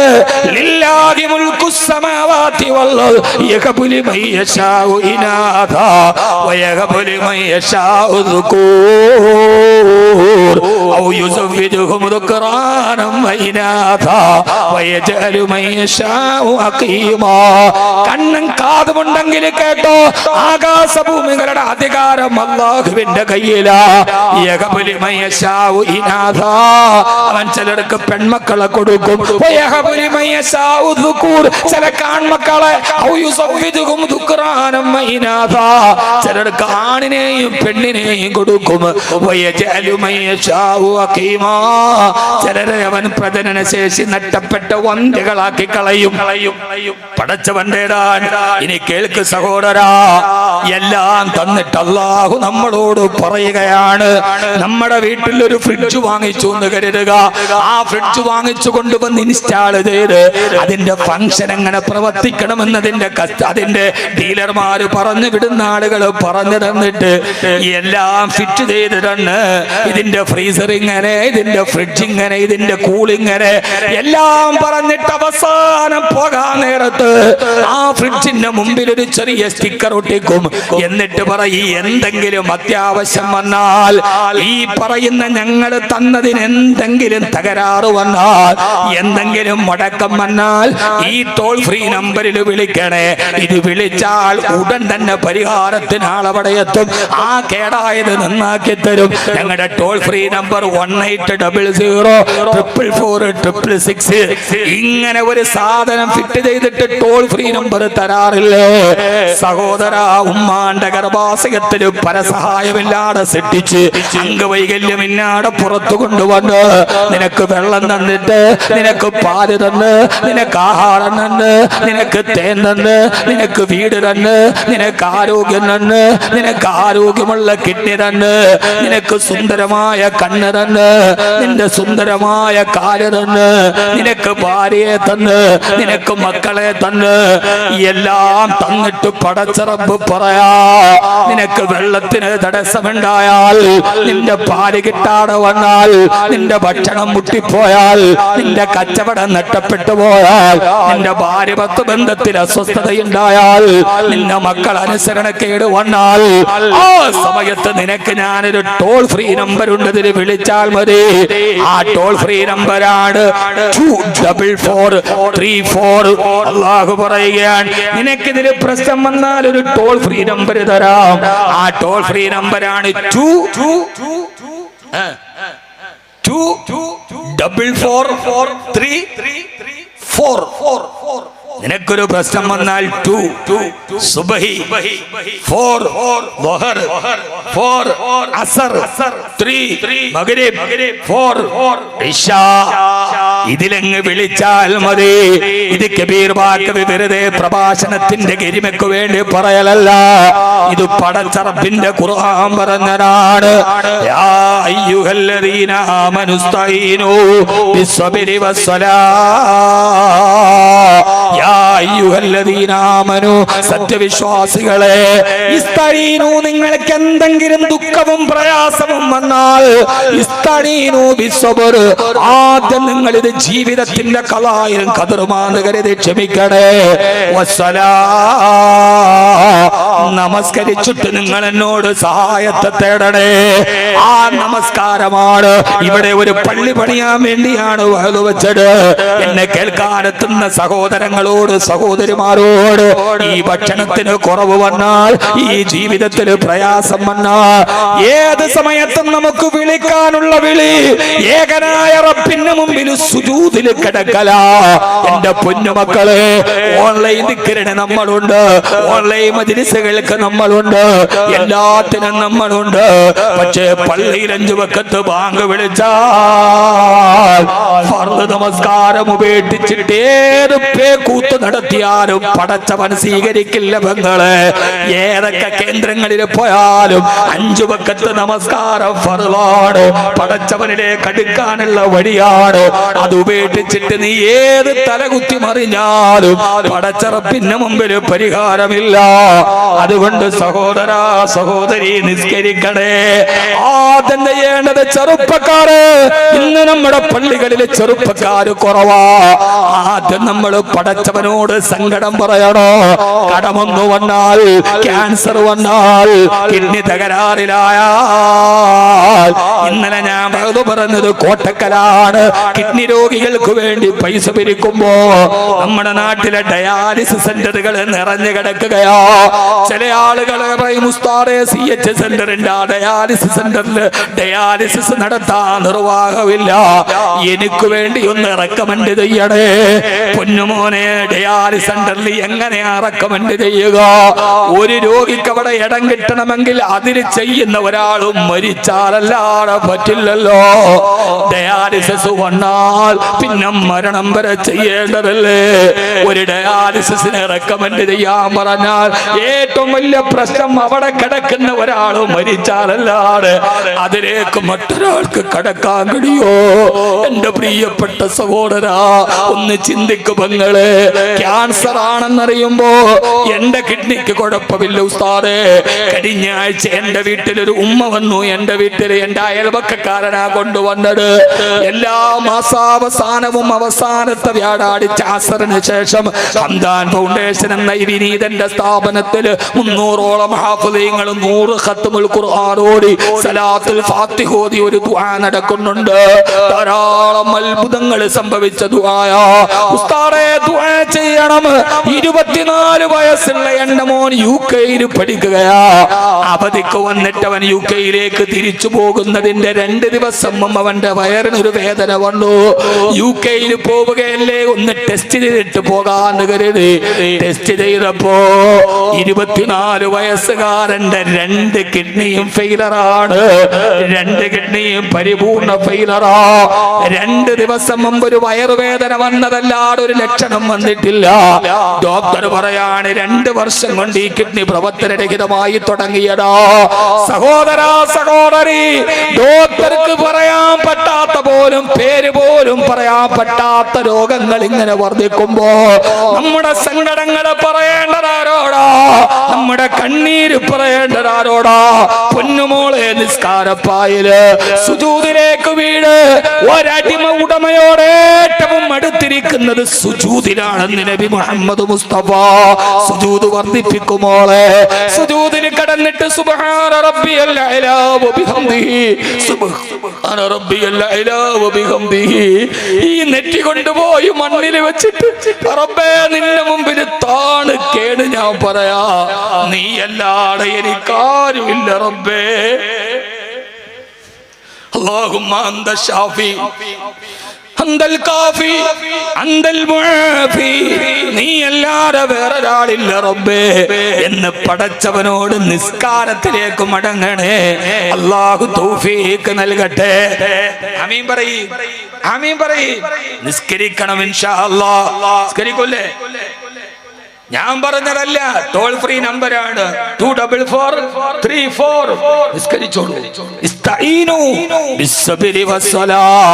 നമസ്കാരത്തിലേക്ക് കടക്ക് പെങ്ങളെ. നമസ്കാരത്തെ ഉപേക്ഷിക്കരുത്. അത് ഉപേക്ഷിച്ചാൽ പിന്നെ നമ്മുടെയും നായുടെയും ഇടയിൽ വ്യത്യാസമില്ല. കൃത്യമായി നിസ്കരിക്കണേ. പള്ളി നിർമ്മിച്ചാൽ മാത്രം പോരാ, അവിടെ നിസ്കരിക്കാൻ ആളുകൾ ഉണ്ടാവണം. നിസ്കാരത്തിൽ കരയാതെ വേറൊരു സ്ഥലത്ത് കരഞ്ഞാൽ ആ കരച്ചില് റബ്ബ് നിസ്കാരം ഉപേക്ഷിച്ചവരിൽ നിന്ന് സ്വീകരിക്കില്ല. പെങ്ങളെ, ഫാത്തിമ റളിയല്ലാഹു അൻഹ അലി റളിയല്ലാഹു അൻഹു ഒത്ത് കല്യാണം കഴിഞ്ഞു. സ്വപ്ന ലോകത്തേക്ക് മിഴി തുറക്കുന്ന ആദ്യ രാത്രിയിൽ അലി റളിയല്ലാഹു അൻഹു കാത്തിരിക്കുമ്പോ ഫാത്തിമ ബീവി കാണുന്നില്ല. നോക്കുമ്പോൾ നിസ്കാരപ്പായയിലാണ്, അവിടെ കിടന്ന് കരയുകയാണ്. ഫാത്തിമ നമുക്ക് റോൾ മോഡലാകട്ടെ. പെഷവാറിലെ അടിച്ചു തളിക്കാർക്ക് പോലും മാതൃകയായ ഫാത്തിമ. ഫാത്തിമ മണിയറയിലേക്ക് വരുന്നില്ല മോളെ. അലിയാരെ തങ്ങളെ, ഞാൻ ഇവിടെ നിന്ന് കരയുമ്പോ എന്തേ ഫാത്തിമ കരയുന്നെന്ന് ചോദിക്കാൻ നിങ്ങളുണ്ട്. നാളെ ഞാൻ 6 അടി മണ്ണിൽ കിടക്കുമ്പോ പള്ളിക്കാട്ടിൽ എന്നെ അടക്കപ്പെടുമ്പോ ആ കബറിന്റെ ഉള്ളിൽ ഞാൻ കരഞ്ഞാൽ എന്നെ കുറിച്ച് പറയാൻ ആരാ ഉള്ളത്? അതുകൊണ്ട് ഞാൻ എന്റെ റബ്ബിന് വേണ്ടി നിസ്കരിക്കുകയാണ്. അലി റളിയല്ലാഹു അൻഹു പറഞ്ഞു, ഫാത്തിമ എന്നാൽ ഞാനും കൂടി കൂടട്ടെയോ? അങ്ങനെ 2 പേരും മണിയറയിൽ പോലും നിസ്കാരത്തെ ഉപേക്ഷിച്ചില്ല. തറകാ ഫിറാശഹുമാ വഖാമാ ബിതുജാ യതറദാനി ബിതാഅത്തിർ റഹ്മാനി ഉമ്മാഖിറുൽ ഉഖറാ അലാ ദുനിയാ വമാ ഫീഹാ മിനൽ ഐശിൽ യസീരിൽ ഫാനി. അവരന്ന് പുലരുന്നത് വരെ നിസ്കരിച്ചു. 6 അടി മണ്ണിൽ പോയി ഖബറിൽ കിടന്നാലും ആദ്യത്തെ ചോദ്യം നിസ്കാരത്തെ കുറിച്ചാണ്. എന്റെ സഹോദരാ സഹോദരി, നമുക്കെന്താ ബാക്കിയുള്ളത്? 6 അടി മണ്ണിലേക്കൊരു യാത്ര പോവാനുണ്ട്. 6 അടി മണ്ണിലേക്കൊരു യാത്ര പോവാനുണ്ട്. ആ യാത്ര നടന്ന് നടന്ന് നടന്ന് നമ്മൾ ഖബറിലെത്തി ചേർന്നിടും. നാള് കൊഴിയും തോറും നമ്മുടെ ആയുസ്സെണ്ണം കുറഞ്ഞിടും. മനോഹരമായി മരണത്തെ ഓർമ്മിച്ച മാപ്പിളപ്പാട്ടിന്റെ വാനം പാടി വിളയിൽ ഫസീല പാടിയ പാട്ടാണത്. അവര് 6 അടി മണ്ണിലേക്ക് പോയി കഴിഞ്ഞിട്ടുണ്ട്. സഹോദരാ, എപ്പോഴാണ് പോണതെന്നറിയില്ല. നിന്നനിപ്പിലാണ്. 2 കിഡ്നി ഫെയിലർ ആണെന്ന് കേൾക്കുന്നത്. എല്ലാം വിട്ട് നമ്മൾ പോകുന്ന നേരം വീട്ടിലെ മെത്തയും വിട്ടു പിരിഞ്ഞ് കാട്ടിനാറടി മണ്ണാണ്. ചേലിൽ ചെന്ന് കിടക്കണ നമ്മുടെ മേലെ വരുന്നത് കല്ലാണ്. കേട്ടു നോക്കിങ്ങള്. വലിയ ശുചായികളുണ്ടല്ലോ, പള്ളിക്കാട്ടില് രാത്രി പോയിട്ടൊന്ന് പാടാൻ പറ്റുമോ എനിക്ക്? രാത്രിയില് കള്ളു കുടിച്ച് നൊരഞ്ഞു വന്ന ഗ്ലാസ് കൊണ്ട് കാവാലയ്യ പാടുന്ന ശുചായി ചെറുപ്പക്കാരാ, ധൈര്യമുണ്ടെങ്കിൽ രാത്രിയില് പള്ളിക്കാട്ടിൽ പോയി പാടടാ. നിങ്ങള് പാടി നോക്ക്. ഇട്ടിലെ മെത്തയും വിട്ടുപിരിഞ്ഞ് കാട്ടിലാറടി മണ്ണാണ്, ചേലിൽ ചെന്ന് കിടക്കണ നമ്മുടെ മേലെ വരുന്നത് കല്ലാണ്. ഇലയും മേൽ തണ്ണീരതും ചേർത്ത് മണ്ണതിനാലെ മറമാടും കബർ ബഹുജോറിലേ, മറമാടും കബർ ബഹുജോറിലേ. ആറടി മണ്ണിലേക്ക് മരന്ന് കിടക്കുന്ന കബീർ ബാക്കവിയുടെ മുഖത്തേക്ക് വരുന്നത് പിടിമണ്ണാണ്. ആരാവാരിയിട്ടത്? വാപ്പി.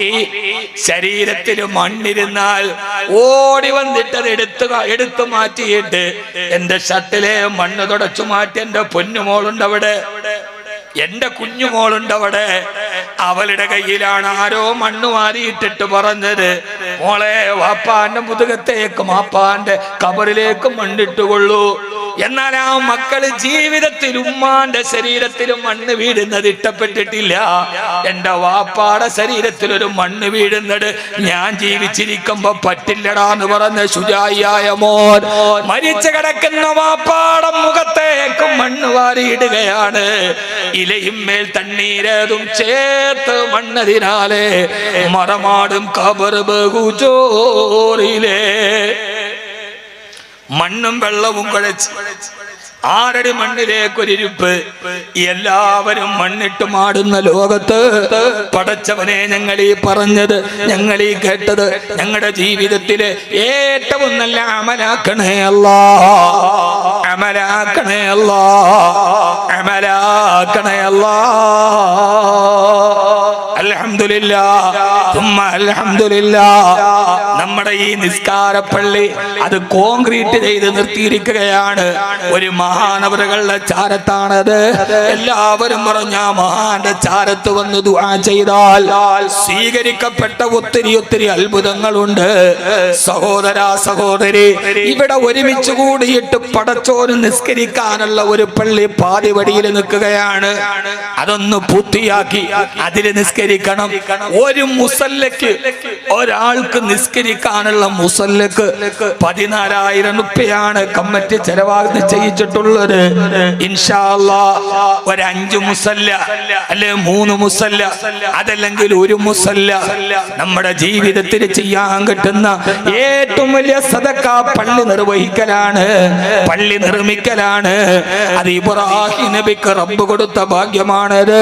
അല്ലാഹു ജീവിതത്തിൽ ഒരിക്കലെങ്കിലും ഒരു പള്ളി പൂർണ്ണമായി വെക്കാൻ അല്ലാഹു തൗഫീഖ് നൽകട്ടെ.